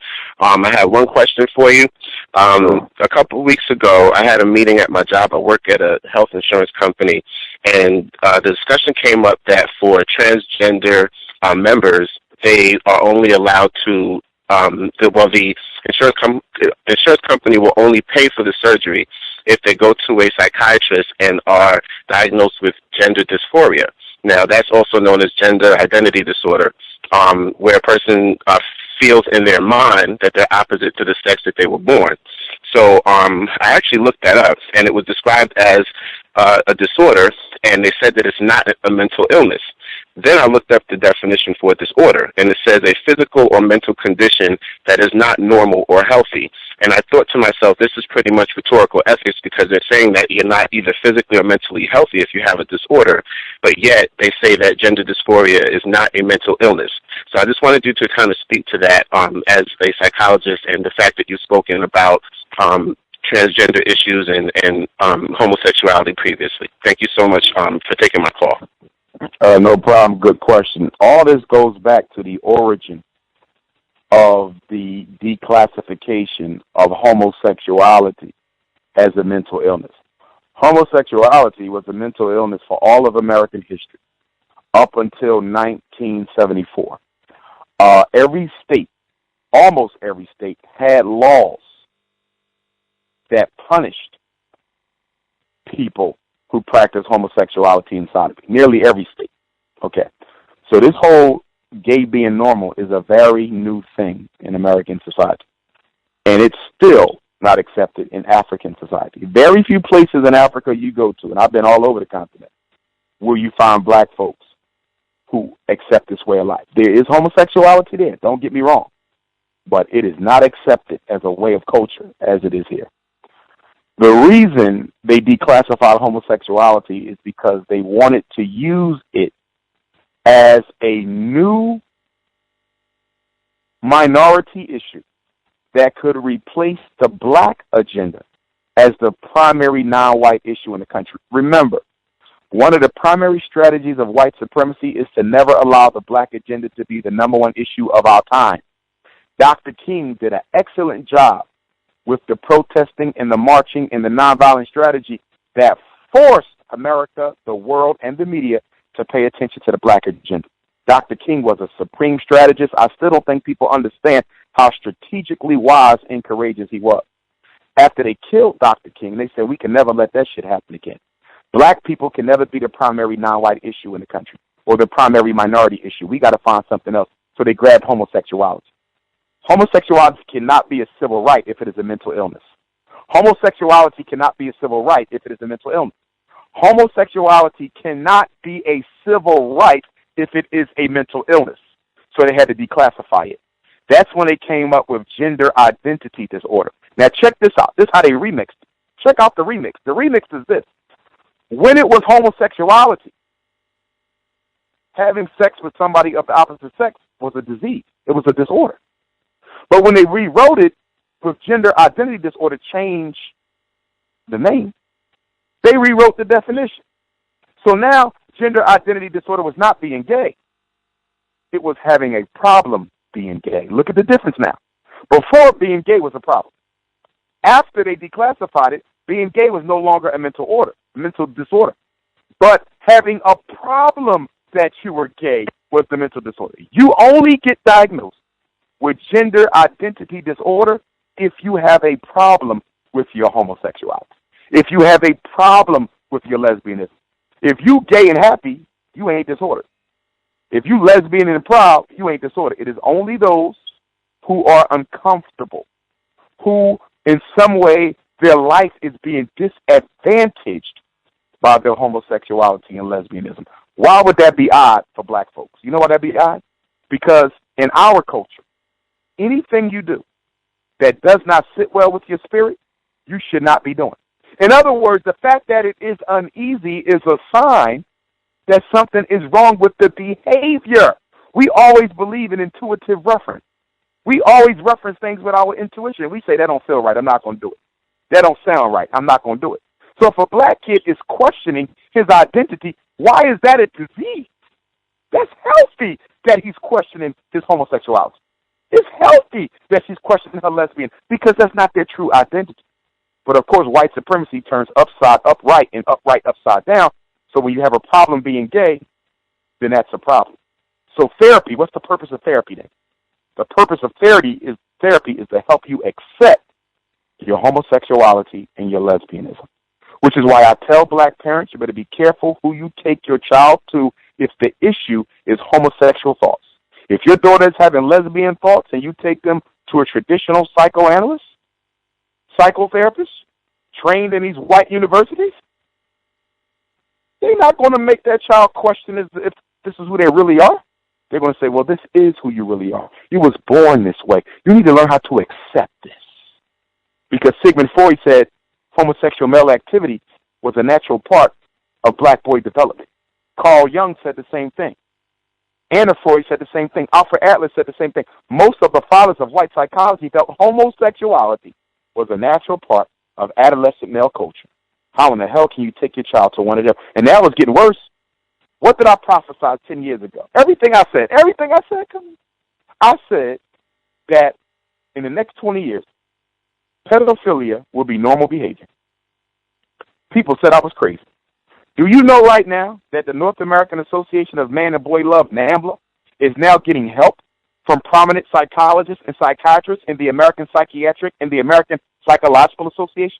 There was just an article that came out the other day, one of the top psychologists in the country saying that a man being attracted to a child should not be considered mentally ill. I'm telling you, they're working on it, y'all.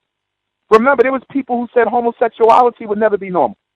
There was people who said homosexuality would never be considered normal. Look at it now. It's the main civil right in the damn country. Black folks don't even count no more unless they're gay. They're about to do the same thing with pedophilia. Listen to me. In your lifetime, pedophilia will become a normal behavior, no more punishable by law. I promise you that. Appreciate that, Roz. Female caller in New York. Female caller in New York. Did you have a question for Dr. Umar? You should be with us.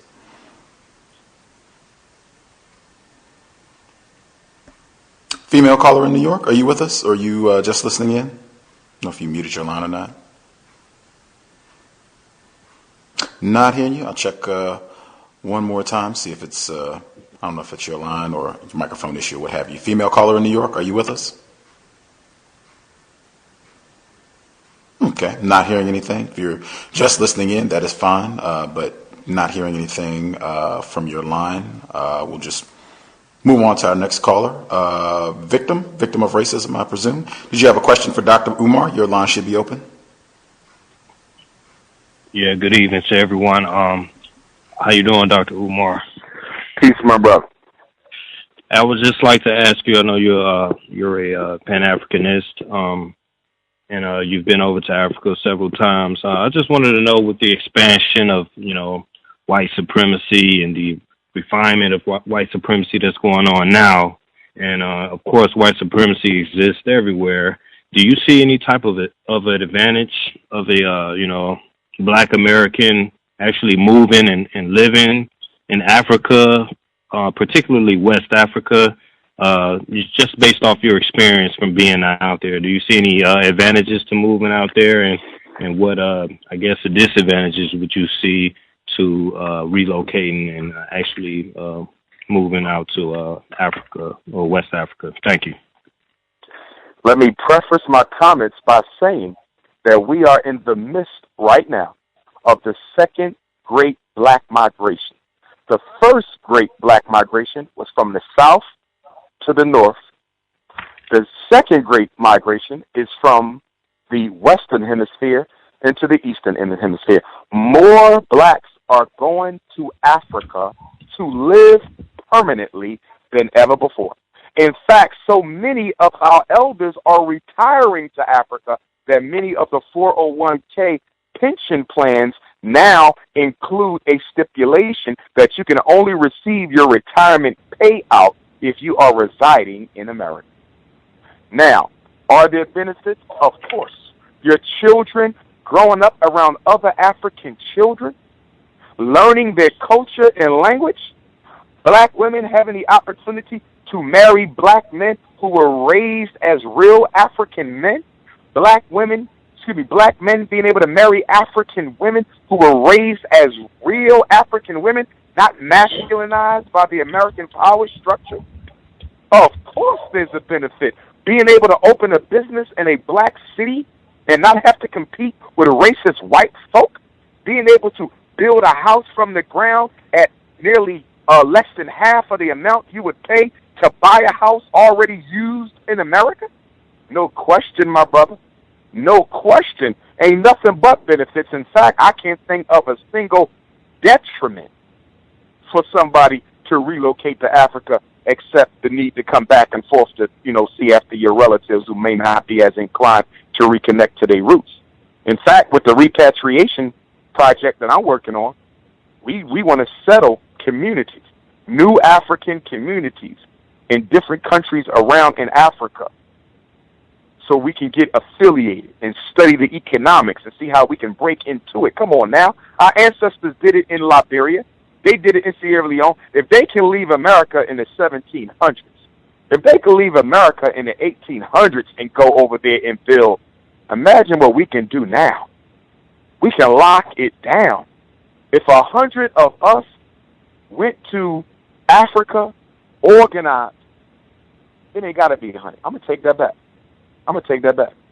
If 10 of us went to Africa with a sum total of $100,000, I'm telling you, we could revolutionize the city that we live in Africa. We could put our people to work. We can build schools. And that's why, brothers and sisters, when we talk about the FDMG, one of the things I'm considering is putting that school in Africa. One of the things I'm considering is putting that school in the Caribbean. Oh, yes. I am thinking about it. Oh, yes, I am thinking about it. I'm looking at all the Caribbean islands and seeing, which one I might do this. I'm looking at Ghana. I'm going to be speaking with the Secretary of Education in Ghana. Or we're going to get out of school. And don't get me wrong. I want the first one to be here because most of the donations come from here. I know most of our parents are not going to be comfortable sending their children to Africa, but I'm not shutting the door on that opportunity. We're about to have $1 million soon. $1 million. Could you imagine if 10 of us, 20 of us went there with that $1 million to build a school and educating African kids, and then got our African American kids coming, our African Canadian, African Caribbean, African British? Man, please, that's a beautiful sight. It's a beautiful site, and it is one that I'm actively investigating. See, I can't share with y'all everything because I got too many haters who are trying to destroy my work. And I learned the hard way that you can't be totally transparent. Those of y'all who follow my career, you know that I've been 100% transparent about everything. Straight see-through. But with the attacks on my school project, I had to start backing up because these dirty haters was contacting St. Paul's College, making trouble for me. They was contacting other institutions, making trouble for me. So I can't tell you I'm up to this. I'm up to this. Because I got homosexuals, lesbians, jealous, and envious Negroes in the conscious community who will do anything to destroy my work. So I can no longer be as transparent. I got to keep my cards close to me until I'm ready to reveal it. Appreciate that, Victim. Just checking one more time to make sure I didn't miss her call. The female caller in New York, did you have a question, or are you just listening in? Yeah, we're still not hearing anything on your line. Just want to double check to make sure we didn't miss you. If you had a question for Dr. Umar, the caller at 81. Can I be heard? Oh, okay, there we are. Yes, ma'am. Oh, great. I'm having a issue with my audio. I have this new connection, so I'm glad I was able to get through. Okay, I emailed you the question just in case I couldn't get through, but since I'm here, greetings, Dr. Johnson. It's an honor to speak with you. I just wanted to let you know that I did donate to your school, and I also sent you my resume. So, thank you. I live in New York, and you know, I don't know where you're going to open your school. I don't know, you know, when or what area it is, but I just let you know that I'm available, even if it's remotely. I will travel, even to help out on the weekends, because I think that this is really, really critical and necessary, groundbreaking, and historical, and all that other stuff. What you're doing, it's just really, really innovative. But my question is regarding the developmentally disabled. For 20 years, I worked in that area. I recently semi-retired. And I went to a fundraiser, and it was a very well-known organization that advocates for the developmentally disabled, billing a fundraiser through an organization, a different organization. It turned out to be a network marketing thing, where you had these white people going into this indigenous country and taking some berry and some fruit and letting these parents of these autistic children, mostly black, I can say all black, trying to tell them that they should buy this product because this specific, it's like they were selling some kind of snake oil. And I felt really bad for these black parents who had these autistic children who were at their wits' end, who would try anything, which leads me to my question regarding cannabis. I saw also that there's some talk about giving developmentally disabled and autistic children cannabis to alleviate their symptoms, while there's also some talk of caregivers having medical marijuana to alleviate their stresses. I just wondered if you think that idea, because when white people talk about things, it always comes to pass, especially when it comes to them being high. So I was just wondering if you thought that this would trickle down to the black community and what effect it would have. That's all I had. I'll mute my line. Thanks, Gus. Thank you, sister, and I hope to see you in Brooklyn on Sunday, May 22nd at the Philadelphia Universal Church of Brotherhood, 530 Eastern Parkway. Excellent question. I do not agree that medical marijuana use is going to assist autism. Autism is a neurological impairment that produces serious deficits in spoken and unspoken communication and language. If a child has a problem with social communication, if a child has a problem with nonverbal communication, if a child has a problem with verbal communication, how in the hell is smoking a joint going to ease his autism? Autism is not an emotion. Autism is a communications impairment. If you say giving marijuana to depressed people, I can say, okay, it's going to calm them down. But autism kids are not ADHD kids, even though ADHD don't exist in my world, but autism kids are not hyper. So the side effect of THC, the active ingredient in marijuana, sedates the central nervous system. It calms you down. Autistic kids are not necessarily hyper. So giving them marijuana, I don't know what purpose that serves under the sun. I don't agree with that at all. I don't agree with giving kids marijuana at all. You know why? Because the central nervous system is still developing. Remember, our brains don't stop growing until we're 30 years old. Okay? So the child needs their full cognitive function. They need their full blood pressure. You give a developing brain marijuana, you're working against the blood flow. You're working against cognitive development. You're working against cognitive alertness. I really see some very serious developmental disorders coming about giving children marijuana. I definitely don't agree with that. And as I said earlier on the call, most of our children are going to develop tolerance to the drug like adults do, and they're going to start dipping it with angel dust, PCP, and wet, and they're going to end up going through what a lot of our Camden babies are going through across the bridge in New Jersey, and that is irreversible, paranoid, psychotic schizophrenia as a result of these marijuana sticks that's been dipped with harder substances. Ain't nothing good going to come out of giving weed to our babies. Thank you. I have one more question. With regard to the DSM, the recent, well, I think it was last year, maybe 2 years ago, it was updated again. There was some, the language in there with regard to some things that were new. I'm not too, I wrote them down at the time, but I don't have it in front of me. But it seems to be a lot of things, terms like explosive disorders, and it just seemed, when I read them, it seemed to be issues that children who have ADHD or, like you say, our boys suffer from ain't no daddy at home syndrome.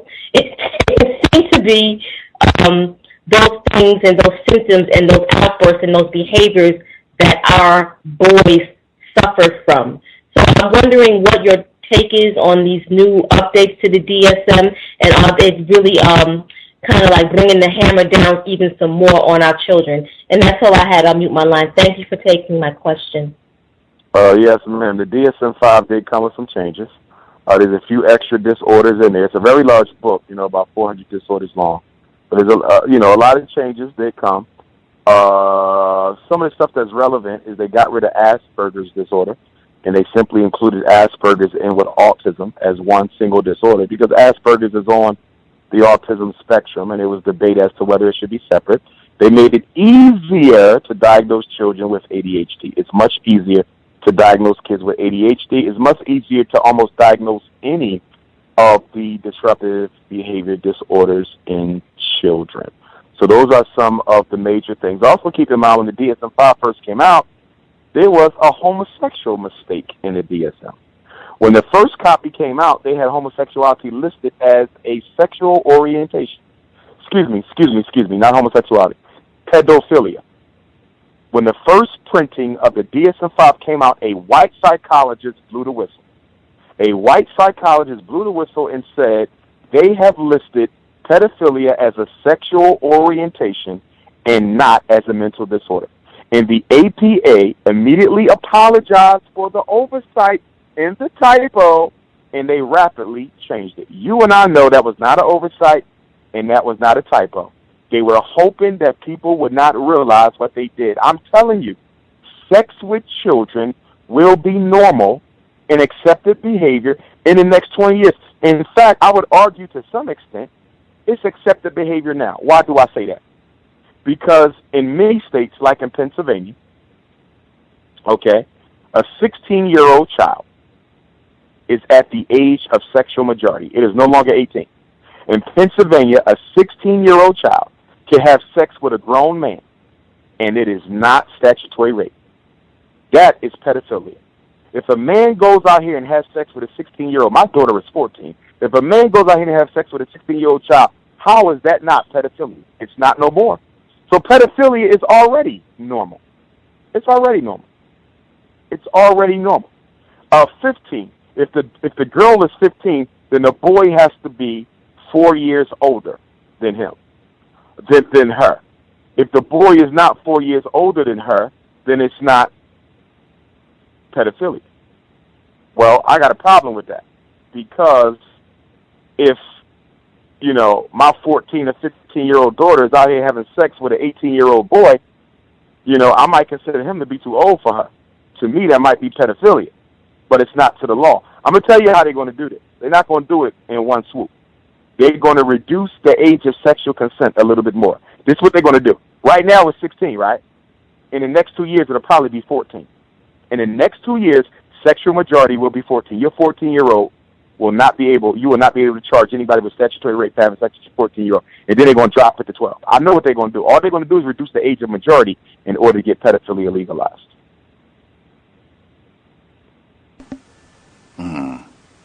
Fascinating. We had, I think about 5 folks left on the line. Did you have time for other questions? I know you keep a full schedule. Yes, sir. Okay. The person that dialed in, last 4 digits, 8113. 8113. Did you have a question for Dr. Umar? Good evening. Can you hear me okay? Yes, ma'am. Good evening, Dr. Umar. Good evening.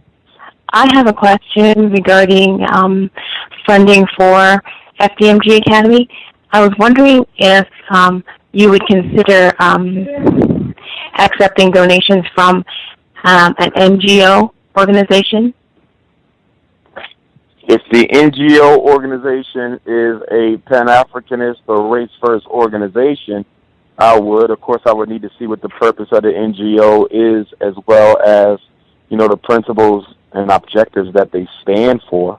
But in principle, I'm not opposed to it. It just depends on what they're all about. I wouldn't want it to be inconsistent with what we stand for. I see. Okay. That would be all. Thank you very much. Right on. Person that called in from a blocked number. Did you have a question for Dr. Umar? Yes, can I be heard? Yes, ma'am. Hello, Dr. Umar. I always love it when you're on the program.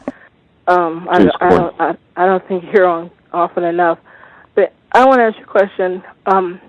With the country seem like the whole country is being gentrified now, and they're pushing black people out and away. Do you think that they're really trying to kill all of us off? I mean, just actually exterminate us as a people?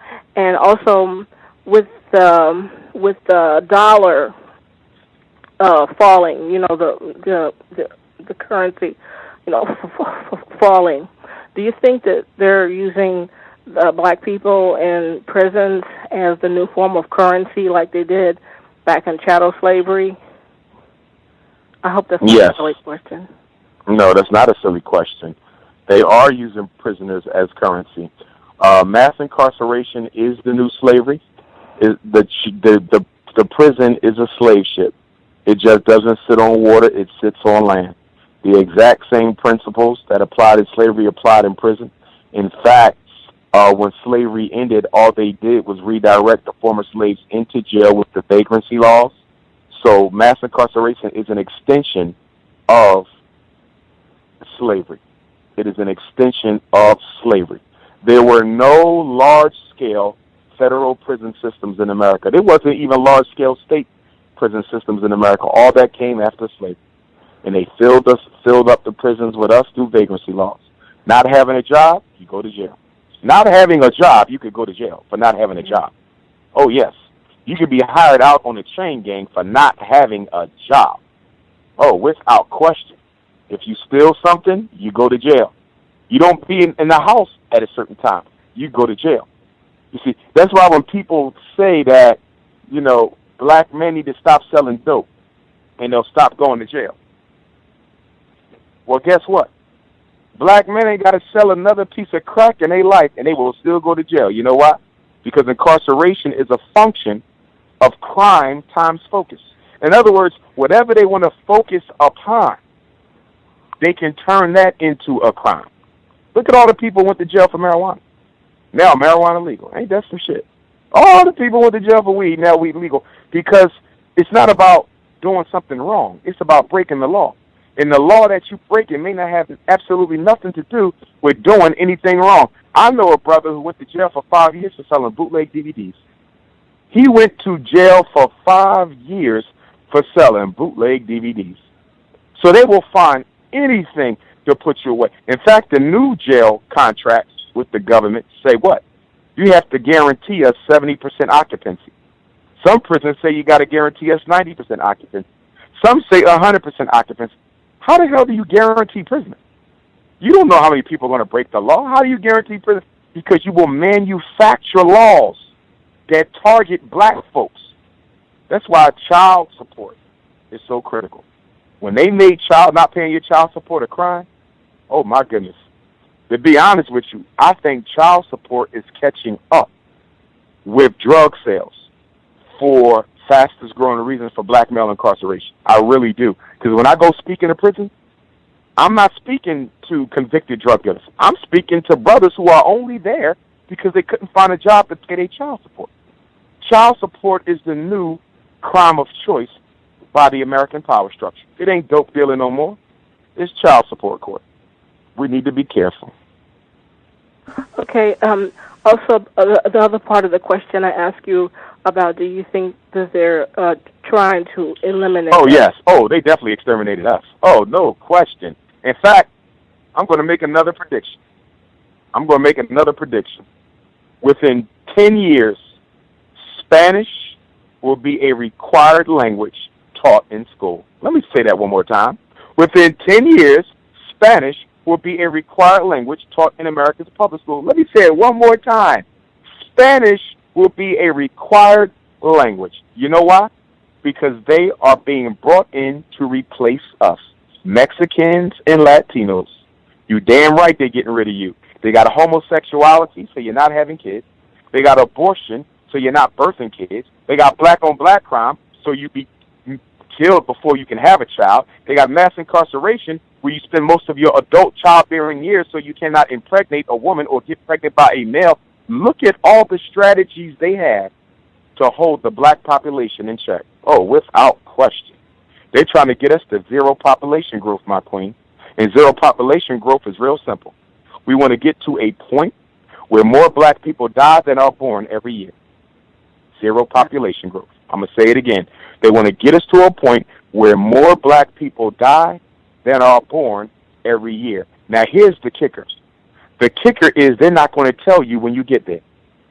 They are not going to announce that black people are at zero population growth. They're just simply going to keep it steady and intensify it until we wake up 50 years from now and say, damn, I don't be seeing too many more black folk. And you know what they're going to do with the rest of you? Use you for medical research monkeys, put you in the military where you can go die, or put you in concentration camps and just kill you off slowly with the latest form of Ebola or Zika virus. This is real. This is not a game. This is not a conspiracy. This is an extermination. Okay. Thank you so much, brother. Thank you, beautiful. Good evening.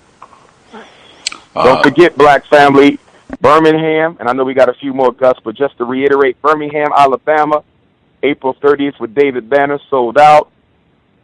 Washington, D.C., Howard University, Ujima Blackburn Center, Sunday, May 1st, Philadelphia, Pennsylvania, Saturday, May 7th, Oakland, California, Thursday, May 12th, Memphis, Tennessee, Saturday, May 14th for Memphis, Greenville, South Carolina, Thursday, May 19th, Brooklyn, New York, Sunday, May the 22nd, Baltimore, Maryland, National Independent Black Parent Association Conference, the 27th through the 29th. I will definitely get that registration up tomorrow, family. I apologize. The registration for the Black Parent Conference in Baltimore, and I hope all of y'all come because all of y'all know y'all need to help us organize your parents in your city. This is a national conference. It is for everybody. You need to get there. 27th, 28th, and 29th. Registration will be up tomorrow. If you can't make the conference and you just want to come to the Baltimore lecture, that is already up on Eventbrite. Okay, Savannah, Georgia, June the 2nd. The Black Boy and Girl College Tour, June 30th to July 14th. You can register for it right now on Eventbrite. Prince of Pan-Africanism.eventbrite.com. And, of course, our Africa Tour, Senegal and South Africa, July 26th to August 9th. That should be up soon as well. Prince of Pan-Africanism.eventbrite.com. linked on the Facebook. For those of you, if you follow on Facebook, the Event Tribe site, you can get all of Dr. Umar's information linked right there. Click the link, you'll see all of his information. The caller at 2842. Did you have a question for Dr. Umar? You should be with us. Hello, greetings, Gus, and greetings, Dr. Umar. Greetings. Dr. Umar, question. Thank you. Well, first of all, thank you for all your work. I'm an avid follower. I've donated to the school, so I believe in the mission. What do you think is the correlation between the escalating homosexuality, particularly with our youth, hip-hop music, cannabis, and lead and other types of chemicals in our food and drinking water? Okay. I believe that chemicals and toxins can cause a feminization of the physical body. I do believe that estrogen, potentially lead, other chemicals, we do know that they're putting estrogen in many of the psychiatric medications. I do believe that can effeminize the human body, which means you can develop breasts, flabby buttocks, hips, an emasculated voice, any type of female trait. It can strip you of your testosterone and boost up your estrogen. However, I do not believe that any chemical can induce a man to become sexually attracted to another man. I do not believe any chemical can induce a woman to become sexually attracted to another woman. That is psychology, not biology. And for me, I disagree with some of our scholars who believe that homosexuality can be induced for chemicals. I don't agree with that. Feminization can be induced with chemicals, but actual sexual attraction to the opposite sex, I've never seen a case of that. Every homosexual that I've ever met or worked with or done therapy with, I was able to trace the etiology of their homosexuality to something other than chemicals. I do not think a glass of soy milk is going to make a boy want to have sex with a man. Thank you very much. I will mute my line. Thank you, Gus. Thank you, Dr. Umar. Keep up the good work, brother. 100% Thank you, behind my brother. For sure. Caller at 40284028. Did you have a question for Dr. Umar? Yes, sir. Hello, Dr. Umar. Hello, Gus. Peace, Queen. I have a question about accountability and how we factor in white supremacy. For example, earlier you were talking about the crime with our children and how they're going wild. It seems like there have been organizations and on a grassroots level that have tried to attack this, but it seems like they're unaware sometimes of how white supremacy induces or even incites some of that violence. I only ask this because I think I heard Ava Muhammad of the Nation of Islam raise a question that has made me think about. She said, how do you know that a lot of this crime in Chicago is not being done by the police? And so if you could address that. I had another question, but I didn't know how, if I could ask it now, or do you want me to wait until you answer the first question? Let me answer that one first. I do believe that the police have a secondary function in the black community as a mercenary army of the state whose primary responsibility is population reduction. I do believe that the police are not only instigating black-on-black crime in our major cities, I do believe that they're actually carrying out some of the executions themselves. I believe a lot of the unsolved murders, particularly those that take place late at night with no witnesses, are definitely being carried out by the police. They are a mercenary army. I have no doubt about it, but I'm not certain that they are alone. I believe that there are other white mercenary armies that are being hired to come into black cities and systematically exterminate the population and blame it on black crime. Unsolved murders are very suspicious to me. Unsolved murders are extremely suspicious to me, especially when placed in the context of the ever-increasing underground market for black organs. all these young black males are dying as young as they are? Do you really think that they are being put in the ground with a healthy heart? Do you really think they're being put in the ground with their kidney, their spleen, their liver? Not at all. They are taking those organs out of their bodies and selling them to folks who can afford to pay for them. Keep in mind, the only thing that you need to survive that cannot be produced is an organ. If you need a human organ, you have to steal it. And the only way you can take it is to kill the person that's carrying it. Remember, we are the mothers and fathers of civilization, so our organs are almost compatible with anyone because they are all descendants, hybrids of who we are. So we have to look at that from the human trafficking standpoint. Healthy black males, hundreds of them a year. Look at that now, look at that. Hundreds of them a year. You really think white folks sitting around needing organs are not cashing in on that? You really think that the funeral homes and the undertakers and the autopsy folks, they not snatching them organs out? Ain't like you're going to look inside the body of your deceased relative. You ain't going inside their body to see if them organs are in there. I'm telling you they taking them out. Dick Gregory said when they found Trayvon Martin, Trayvon organs was out of his body. And they also said that's one of the reasons why they didn't even report that Trayvon was missing or that they had his body for a long time because they needed to get the organs out. Or the brother who was found down in the South who was murdered and his whole body was stuffed with trash, with a newspaper. Kendrick Johnson. Which is why I say we need to think twice about being an organ donor. If you want to be an organ donor, you don't need to put that on your license. Put it in your living will. If I die and a relative or friend or member of my race needs my organs when I die, they can have them.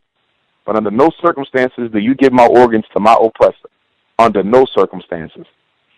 You ever notice how soon when your relatives go into the hospital, they want you to sign them organ donor forms before they even did? Will you please sign this just in case? Excuse my friend. Why I want to sign something just in case? I'm hoping that they make it, and you want me to sign a paper talk about just in case. How about you come back to me if they don't make it? But guess what? If you sign them papers, they're going to make sure they don't make it because somebody else needs their heart. They don't care about us. And the problem with black folk is we still don't understand the white psyche. Even though we've been the greatest victims of white supremacy, we don't understand white supremacy. Black folk are I would say black people have a third-grade understanding of white supremacy. Some of us have an eighth-grade understanding of white supremacy. Very few of us, like a Dr. Francis Cress Welsing, a Newly Fuller, have a 12th-grade understanding of white supremacy. The average black person has a third-grade understanding of white supremacy. We do not get it. We don't get it. And the rules are simple. Rule number one, white people do not share power with black folks. If you just understand that rule, you'll be all right. That's the biggest rule we don't get. That's why black folks still looking for integration. Equality. Equality means we're going to power share. Equality means we're going to decision share. Equality means we're going to institutionally share. Equality means we're going to share everything. White supremacy and equality are oxymorons. You can't have equality and white supremacy. It don't make sense. They don't share power with black folk. Rule number two, all white people are racist. I hope y'all listening. All white people are racist. But what do you mean, Dr. Umar? I got white friends, white cousins, white wife, white grandma. They never did me wrong.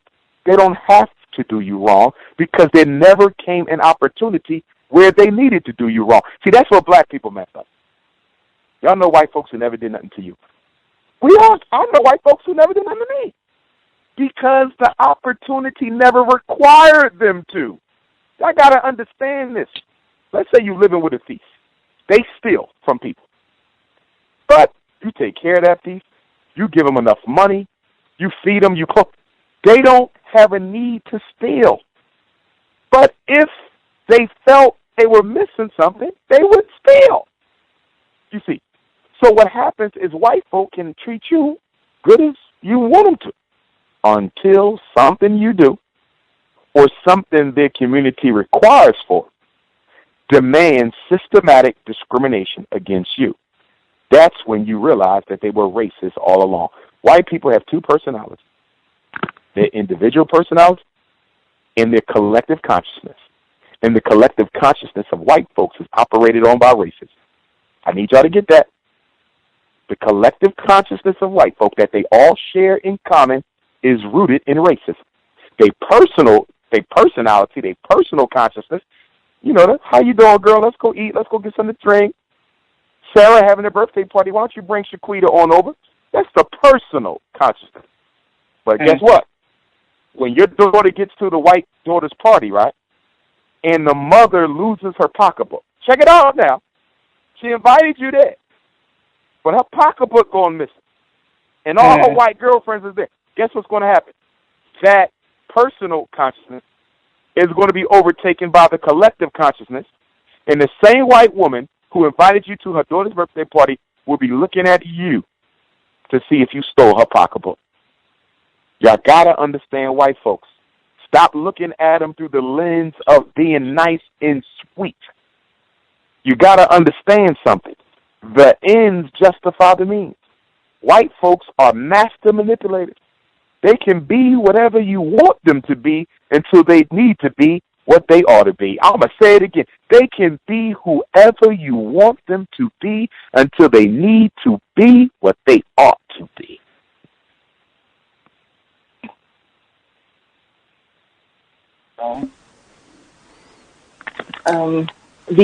Hello? Yes, ma'am. Oh, yes. The other question I had is also about the so-called conscious community and its handling or treatment of black women. I get the feeling sometimes that anytime that a black female is to be quieted, she's automatically slapped with the label of feminist or, as you stated earlier, masculinized black woman. And I was wondering how your overall sentiments are about that. Oh, what's our question? Okay. A black woman with an opinion, which she should have because she is a member of the community and a human being, and we all have opinions, that does not make her a feminist, and that does not make her a masculinized female. A masculinized female is a black woman who wants to challenge black men's manhood.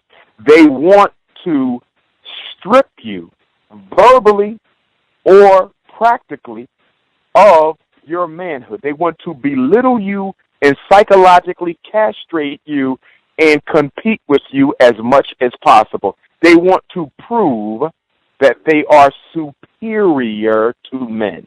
That's the masculinized woman. And then the feminist is the black woman who may or may not be masculinized, but she sees the black man as the primary problem from which all of her issues flow from. She don't see white supremacy as the problem. She don't deal with racism. She deals with sexism. So she never sees who's pulling the strings behind the curtain. She just reduces everything to dysfunctional, lazy, immature, and underdeveloped black males. That's the feminine consciousness, and that's the masculinized woman. For me, and I can only speak for me, okay, when I say feminine, I'm talking feminist. The black woman who thinks that sexism is her issue, not white supremacy. The black man don't have no power. The black man has no systematic power to systematically oppress black women. Black women earn more than us. Black women got more education than us. Black women are in much more managerial positions than black men. How in the hell can we systematically discriminate against women when we don't even own any institutions?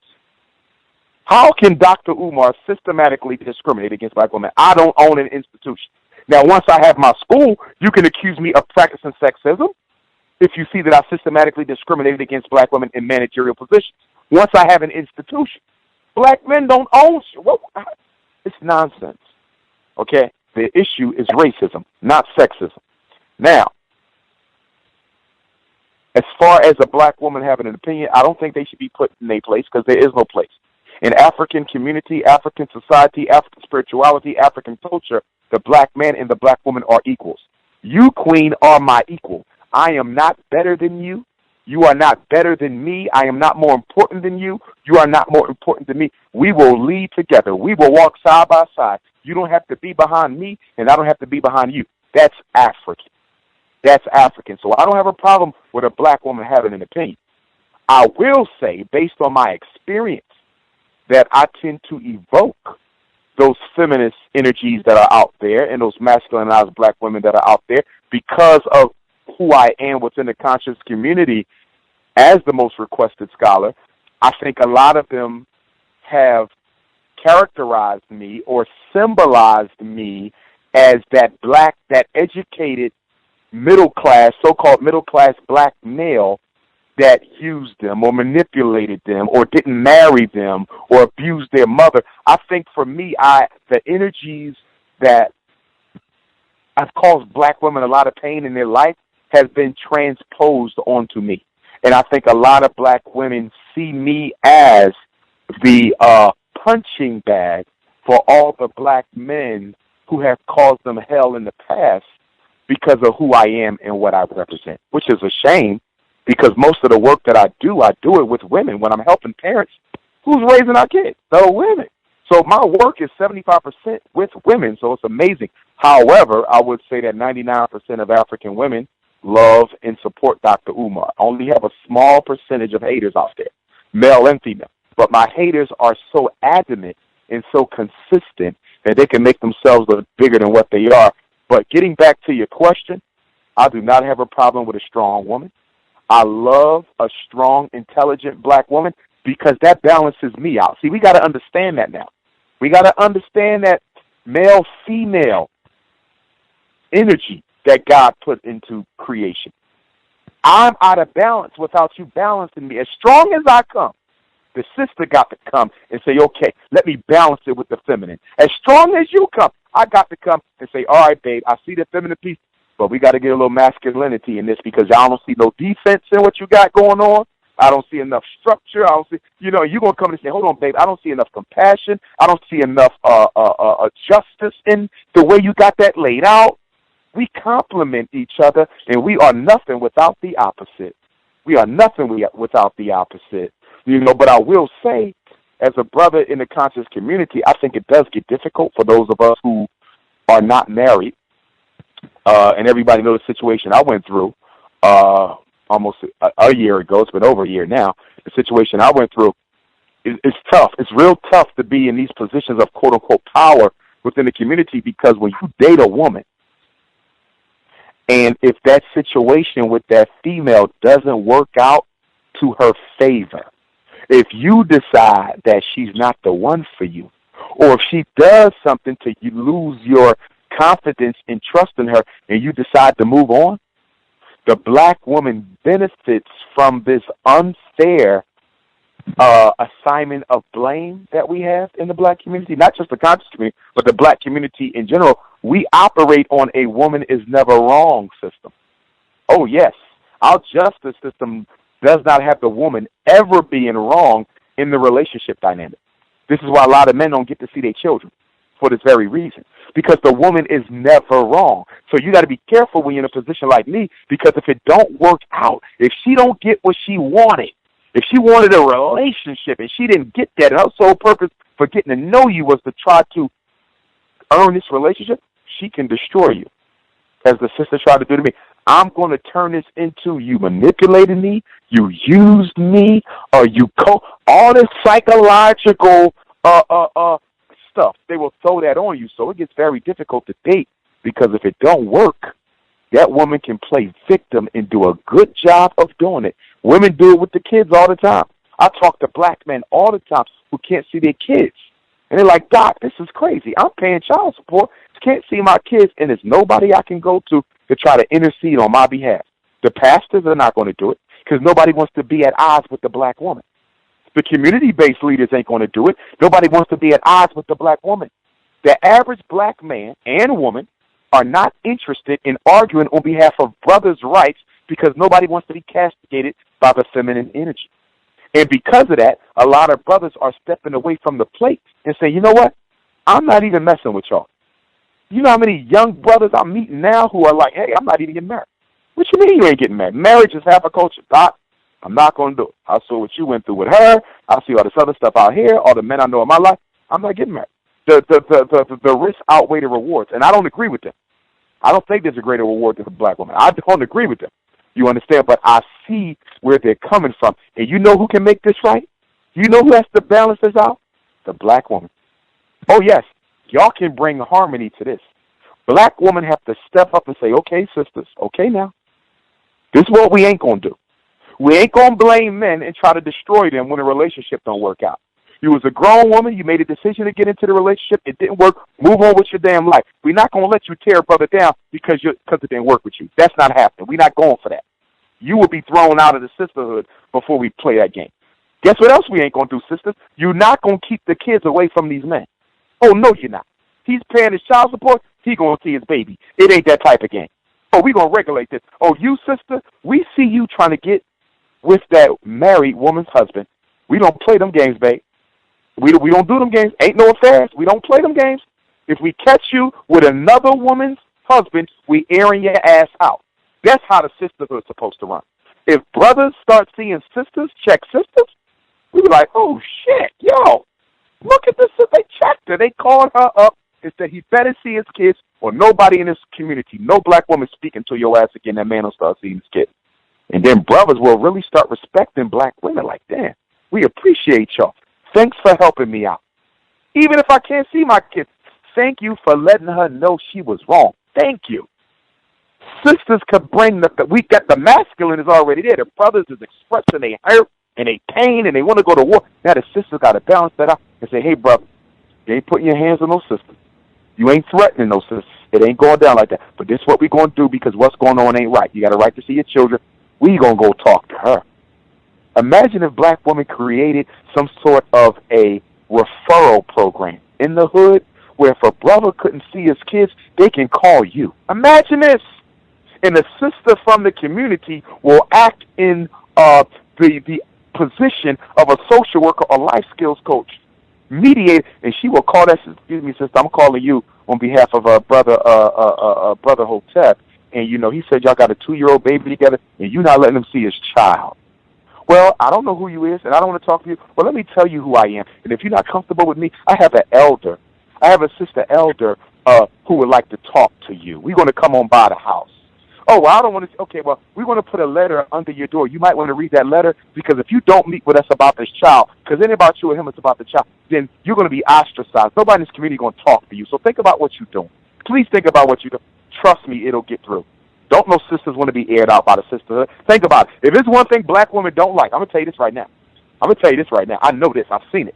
If there's one thing the black woman is afraid of, if it's one thing it go both ways. If it's one thing the black man or the black woman is afraid of, it's of being ostracized by their brotherhood or their sisterhood. There is no black woman who wants to be frowned upon by the entire body politic of black women, and there's no black man who wants to be frowned upon. So we need to get together and put something like that in place. I think that would be powerful. I think that would be powerful to have our own internal family reconciliation program. Pow! That's what we need. To the female caller, thank you for your question. I just want to make sure we get in our last few callers before the program wraps up. The caller at 4710. Did you have a question for Dr. Umar? Yes. Hi, Gus. Hi, Dr. Umar. I have a question. I have a son. He's 6 years old.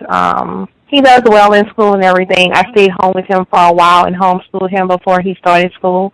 Now he's in kindergarten. He's in gifted. He's doing well. But I'm a single parent, and his dad is in the picture as well. He spends like half and half with both of us. But I want to know, how can I instill a sense of responsibility in him to the black community? How old is he? Because he's 6, but I don't want him to use his education to benefit white institutions. I want him to use it to benefit black people and solving black problems. How can I instill that in him? Good question. First, I would say you teach responsibility by demonstrating accountability, making that young man accountable for his homework, for chores around the house, for respecting you. Accountability breeds responsibility. You must be held accountable to become responsible. That's how you're going to do that. As far as him not using his talents for white supremacy, that's going to come from you constantly reinforcing the principle of self-reliance and self-determination. You're going to constantly drill into his mind that he's going to work for himself. You will be your own boss. You will be the master of your own ship, the captain of your own fate. Right now, you should be doing two main things for a baby that age.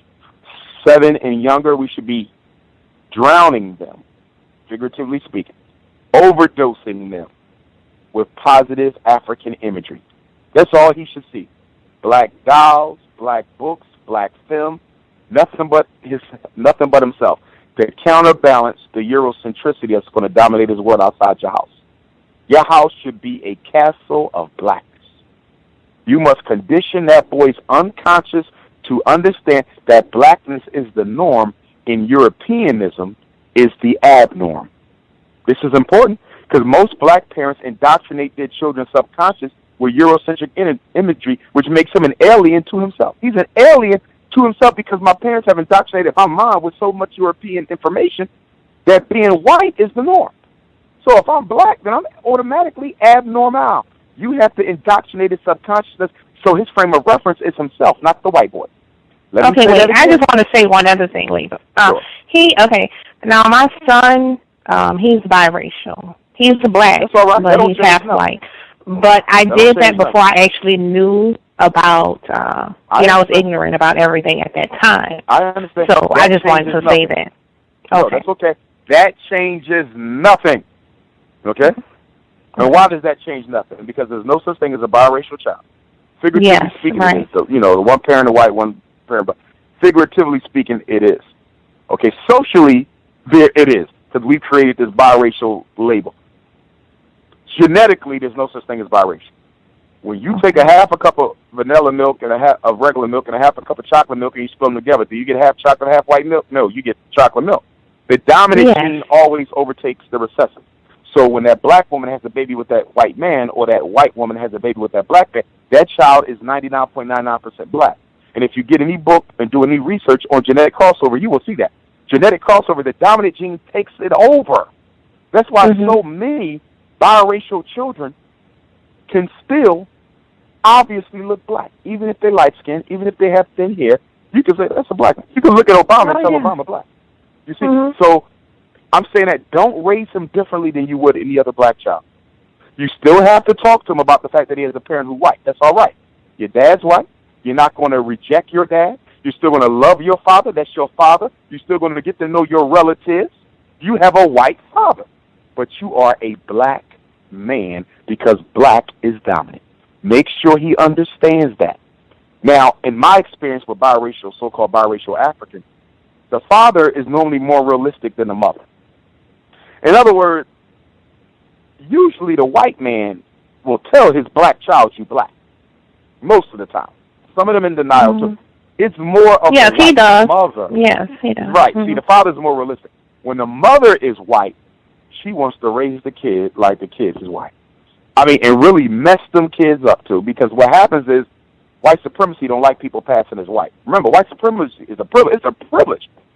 It is a gated community. The white race is a gated community. So if you want to get in here, you got to have all the requirements to wear this. And what happens is when that white woman raised that black kid as white, you know what happens? One day they in 5th grade, and they get called the N-word by a white kid, and it crushes their whole reality. And now the mom got to detox all that propaganda and say, you know what, you really are black. So make sure he understands that he is, and you raise him the same way, and make sure he grows up around some black children. I don't care if it's just one or two black playmates. Make sure he gets that. Because if he don't get that, if he's socialized around all white folk, that's going to be his consciousness and his psyche. And you don't want him to be alien to his own people. You don't want him to be alien to his own people. So make sure he gets that in. But he'll be fine. He'll be fine. Okay. And when he's old enough, or not so old enough, once my school is open, he can come there. And I'm going to make sure he understands that.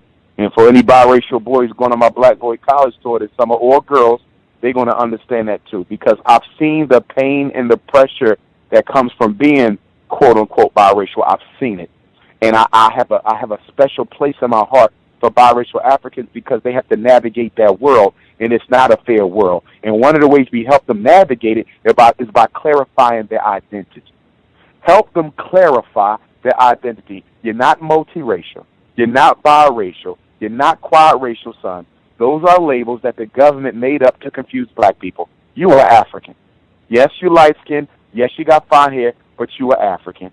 In fact, when you have your child might come out looking blue, black, purple, like your great-great-grandmother. You African. Accept that.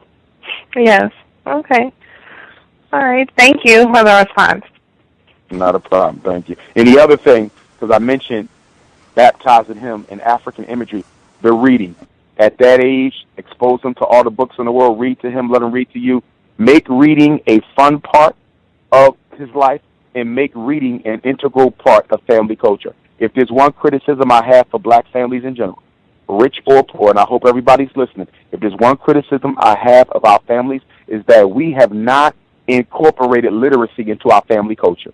We don't read as a family together. I think every family every night should have an hour where they either read silently, and then you switch that in, or you rotate with reading to the family. Tonight, Daddy's going to read an article. Tomorrow, Mom's going to read an article. The next day, Son is going to read an article. The next day, Daughter's going to read an article, and we're going to talk about. We're going to have our own family study group. Please incorporate literacy into the family culture. Please. Okay. One other question. Do you think, as far as I heard some other callers ask about marijuana, do you think that it's okay for a responsible adult to smoke marijuana, someone who's, just to relax? I do.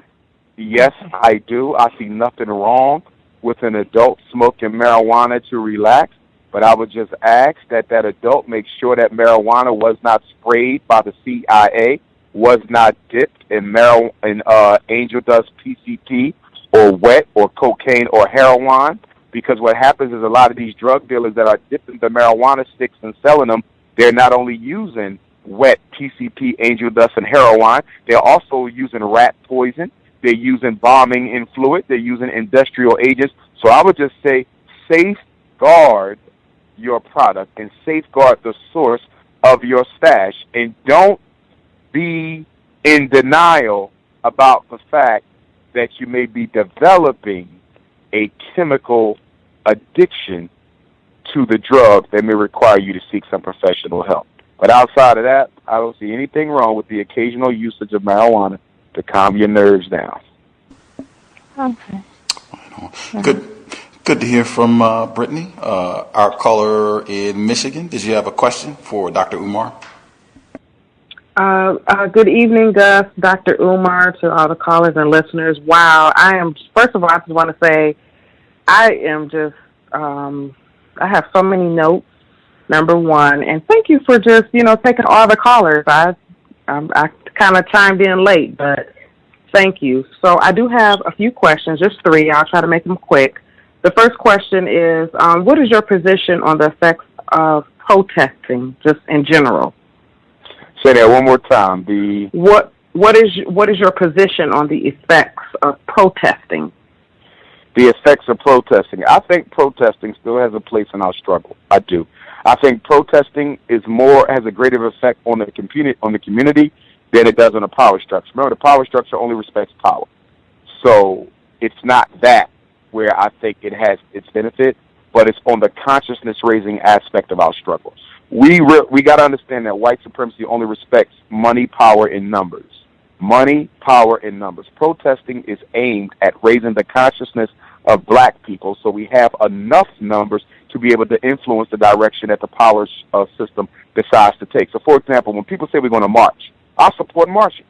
Why would you support marching as a revolutionary Pan-Africanist? Because when you walk through the street about something positive, you wake other people up. When you walk through the street marching for something positive, other people want to get involved. When you walk through the street marching about something positive, other people see that they also have an obligation to get involved and change things. I love the protest and the march because it reminds black people that there's people who still care about the way we're treated, that all of us have not given up. Some of us are still concerned. And this march might not be much, but at least we're saying that we still care. And I think that goes a long way psychologically towards raising the consciousness. So I will never be against marching. I will never be against protesting. I will only be against using the march and the protest as the primary means for change. Now, if it is the primary means for change as opposed to being a propaganda instrument, then I'm going to have a problem with it, because that is not going to change the power system's direction. You change that with power. But the marching is how you recruit. The marching is how you get the community involved. The marching is how you get the word out and raise the consciousness. Great. Okay, my next question is, I'm so glad you talked about reading, and, I just appreciate Dr. Welsing every time she came on the program was, just stressing how reading is more important than watching TV. So my question to you is, can you recommend 3 books that non-white people can read to aid in Black self-respect? Okay. Couple things. Respect and self-respect is often taught from the parent to the child. We have to teach our children to be self-respecting, and the best way to do that is to be self-respecting ourselves. However, I do believe that can be supported by reading material. I think that understanding of self is very critical to self-respect, and I think understanding of the enemy is very critical to self-respect, so you're not overly critical of yourself based on what's done to you because you understand racism and white supremacy. I don't think we have a definitive text yet on Black self-respect, but I would say that many of our psychologists, I think Wade Nobles is an author that everyone needs to read. I think Dr. Naeem Akbar is also an author that everyone needs to read. And I think Dr. Amos Wilson is another author that everyone needs to read. Now, Bobby Wright, he also needs to be read. He published a couple of books, but Wade Nobles, Naeem Akbar, and Dr. Amos Wilson are probably our 3 most published conscious Black psychologists. And so getting familiar with their work, they do a lot. They have a lot to do on self-esteem, a lot to do with self-esteem and self-respect. Dr. Amos Wilson's book, The Developmental Psychology of the Black Child, Awakening the Natural Genius of the Black Child, those are 2 absolute must-reads for Black parents, along with my Psychoacademic Holocaust, the Special Education and ADHD War. And I thank you for that, sister, because you gave me an idea. I'm working on my 2nd edition of the book, or part 2 of the book, and I'm going to include a chapter on self-respect myself. That is something I had not thought about including, so I'm going to address that myself in my book. So that'll be in addition to the literature as well. Awesome. And my last question is, I have unfortunately not had an opportunity to catch you when you were in Detroit. So when will you be back in Detroit? I know that you've been at, I think it's called Nandi's Cafe, and the one time I did try to attend, it was jam-packed, and I couldn't get in. So I just want to know, when you'll be coming to Detroit again. Yes, ma'am. I was in Detroit for Kwanzaa. I believe it was Kwanzaa. Yes, I'm almost certain it was Kwanzaa. So that is December. So we're talking January, February, March, April. May is coming up. I'm about due for a return. I didn't realize it. January, February, March, April, May. Wow. I'll be due for a return this summer to Detroit. So I would say just stay in contact with me. If you're on social network, please subscribe to one of my pages so that way you can always see it. And I put all the flyers multiple times on Twitter, Instagram, and Facebook. So if you're on one of those, you should definitely be able to get the information. And you can always text me occasionally as well. But yes, I'm definitely due for a return to Detroit. I didn't even realize it's been almost 6 months. So that'll be coming up soon. Well, thank you for, taking all the callers. Thanks, Gus, for taking my call. And I just appreciate your commitment to, just serving and replacing white supremacy with justice. And thanks again to you both, you and Gus.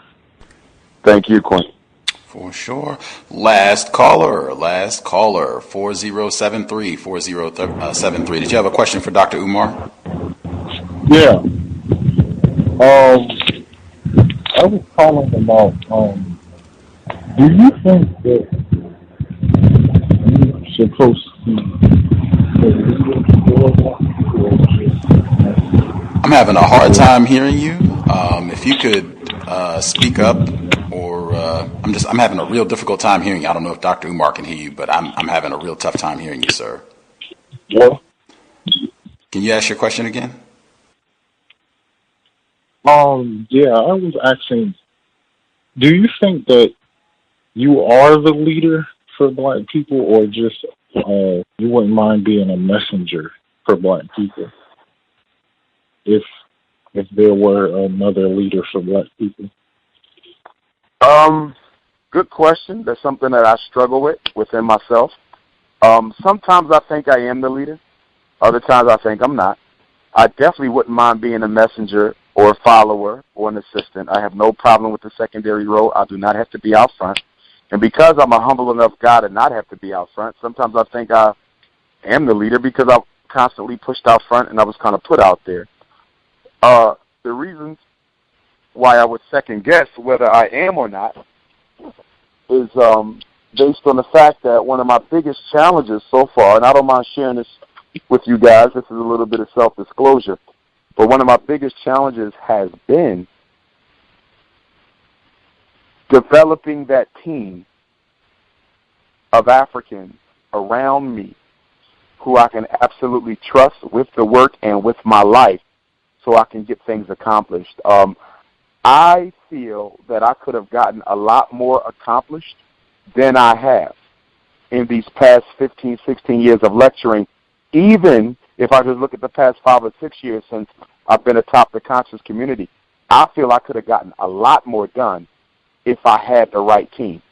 But it's always a problem because through the years, and you guys don't see this, this is the behind-the-scenes type stuff, I'm constantly having to switch out people and switch in new people because the people who may be there, you know, are either opportunistic or they grow lazy or they simply wanted to use me to get a footstool for themselves in the conscious community or benefit from your shine. Social network has made Black people addiction junkies, attention junkies. Everybody wants attention. Everyone is addicted to attention, and they do everything they do to get attention. And that becomes a problem because I do get a lot of attention by virtue of the work I do, but I need people to stay focused on the job. Don't let the attention make or break you or throw you off. I need your help, but that's one of the toughest. In fact, I would consider that a bigger problem than the distractors and the haters, because the haters, it ain't that many of them. I mean, they do what they do, but I can live with that kind of stuff because it's all lies and it can be proven to be lies. You know, they say you ain't got a doctorate, you can prove that. They say you're not a school psychologist, you can prove that. You know, a lot of that stuff can be proven, so it's not an issue. But when you don't have a team that you can trust and rely on, then you are walking around with more burden than you should have, and your mental capacity is constantly being exhausted on getting things done when you should be able to pass them off and use your greater consciousness to direct the ship. You know, it's like, how are you going to drive the car and repair the car? How are you going to drive the car and clean the car while you drive it? You can't do all those things at once. And so I'm constantly having to drive and maintain the vehicle while I'm driving it. And it just gets very, very exhausting because you ain't got a lot of people who you can just say, hey, I need to give you this. And I need to know you're going to handle this. And I need to know you're going to handle this without ego, without causing problems with other people, without trying to turn this into a attention show for yourself. Just do the work. And that gets tough. And I do got people I can trust around me. Don't get me wrong. I do have people, but it's not enough. It's not enough. I need me a nice 12. And right now I'm operating with about 5, and I need more than that. And that's the toughest part of my job because I constantly get people who say, I want to help, I want to help, I want to help. But then you're reluctant because it's like, I got to go through this all over again. It's like a new relationship. You got to meet somebody. You got to test them out. And then it's like, okay, you know, if they can do the job, sometimes that's a curse. You know why? Because some of your best workers aren't loyal to you. And some of the people who are loyal to you aren't your best workers. It's like, this is crazy because I can trust him with information and secrets, but I can't trust him to do the job right. I can trust her, but I can't trust her to show up on time. You see? Or, you know, this person I don't trust, but they can do the job good as hell, but I know that they're an opportunist. So it's a challenge. That, I would say, has to be the biggest obstacle in my everyday work with what I'm trying to get done. Because you guys know I got multiple plans, multiple projects, and I should just be able to give a project a piece to different people, and I can't. There's always something going on. Somebody ain't doing what they supposed to do. People getting lazy, and it just drains the hell out of me. That's why I took these 2 months off. I didn't take this break because I needed a break from speaking. I love speaking to our people. I love motivating and making them laugh and traveling from city to city. I wasn't tired because of that. I didn't take 2 months off. I took 2 months off because I grew exhausted of having to drive the car and maintain it. It wore me out. I said, I got to take a break. This is getting too much. I got to take a break before I have a nervous breakdown. Not from the speaking, but all the stuff y'all don't see when I'm not on stage. Wow. That is all of the folks who dialed in with questions. Just that alone, standing in to answer all the questions that folks had, definitely just have super appreciation and gratitude for being so generous with your time and energy this evening, Dr. Umar.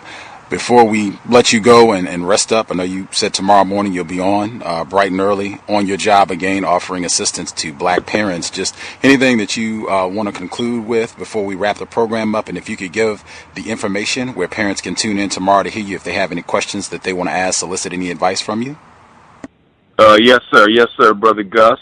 The number for tomorrow's Black Parent Teleconference on education and mental health, where you can get any questions answered about your child. Please grab a pen or take out your cell phone notepad or pencil and write this down, or tell somebody else to write this down. We do this each and every Tuesday. 6 a.m. to 8 a.m. Eastern Standard Time, and I do stay on longer, when we have a lot of calls. Tomorrow we probably will end at 8 o'clock because I have to do a psychological evaluation of a young man at 10 o'clock. The number is 857-232-0158. 857-232-0158. The access code. After you dial in, just like you did on tonight's call with Brother Gus, you got to put in your access code. And that is 870-864-POUND. Again, 870-864-POUND. Once again, the number, 857-232-0158. And the access code is 870-864-POUND. If you need any flyers to any upcoming events, you can email me, Dr. Umar Johnson at Yahoo, DRUMAR Johnson at Yahoo, or you can text my cell phone, area code 215-989-9858, 215-989-9858. That's my cell. You can text me for any flyer, or if you have any quick questions. Remember, you can buy your tickets for Philadelphia, South Carolina, Savannah, Oakland, Memphis, Brooklyn, Baltimore, and the college tour for boys and girls at princeofpanafricanism.eventbrite.com. PRINCEOFPANAFRICANISM. One word, we spell Africa with a K. princeofpanafricanism.eventbrite.com. Spectacular. Really appreciate all the information. I don't want to say I felt bad, but I definitely, I didn't know it was going to be so much rich information around the cannabis issue. But I mean, that is super important. That's why I say I definitely do not feel bad, but I definitely hope people think about what was said, do some research. I hope people took some good notes, really, because I was really looking forward to hearing your thoughts on that, getting your perspective. I felt you'd have some really researched and nuanced insight to give us on that. Just the number again, and folks, black parents in particular, if you want to call to participate in the teleconference tomorrow morning, 857-232-0158, and the access code 870-864-POUND. You can dial it tomorrow morning, 2 hours, great information for parents, things you can do to safeguard, protect, advocate for your black children. just on behalf of all the folks who tuned in to hear you live tonight and people that will hear this in the archives, really, really appreciate you being so generous with your time, hanging out to speak with us this evening, answering all the calls. Always a pleasure to hear from you, to learn from you, and just wish you continued success and hope that you have an abundance of energy so you can continue to go out and do this work to fight for black people, and particularly in all that you are trying to do to aid and help black children. Just wish you the best, and we will definitely be looking forward to the next time we can have you on the broadcast, and I know folks will be looking out for you in all the upcoming venues, and folks down in Alabama hopefully will have an opportunity. You said it was sold out, but hopefully people have opportunity to go check you and David Banner out, your upcoming event in Alabama. Just again, thanks so much, and please enjoy the rest of your Monday evening. Be safe, be strong, and keep up the great work, Dr. Umar. Thank you, Brother Gus, and I'll see you on the battlefield. Absolutely, absolutely. Take good care, sir. All right, my brother. Peace and love. Good evening, good evening. Dr. Umar Abdullah Johnson, 10th time on the context of white supremacy, hung out, did the full 4 hours to take care of all the listeners' questions and what have you. I hope you all appreciate him being so generous with his time with us this evening. We'll be back 24 hours. If they're black parents and you have additional questions you want to get in, we should be here tomorrow, 24 hours.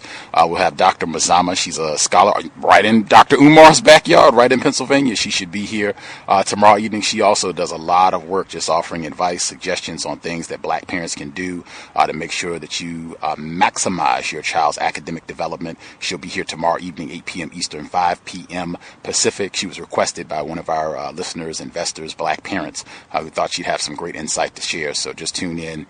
More insight on this subject matter tomorrow evening. If you have questions, suggestions, gripes, feel free to drop an email, untiljustice@gmail.com, untiljustice@gmail.com, and I will just quickly, I don't think any more needs to be said, given what Dr. Umar shared with us this evening. Sobriety would be best under conditions of white terrorism. Underline it, boldface print. With that, Creator, we ask that you help us remain patient with other victims of racism. We ask that you help us remain patient with ourselves. Remind us to demonstrate the highest levels of black self-respect at all times, in all places, each and every time we are in contact with another black person. It has been time. Replace white supremacy with justice immediately. Cows signing out. Thanks all for tuning in, and thanks again to Dr. Umar. We'll be back. Nigga, you so brainwashed. I'm a victim, brother. No problem. You're a victim. I'm a victim of 400 years of conditioning. Shut up. The man has programmed my conditioning. Even my conditioning has been conditioned.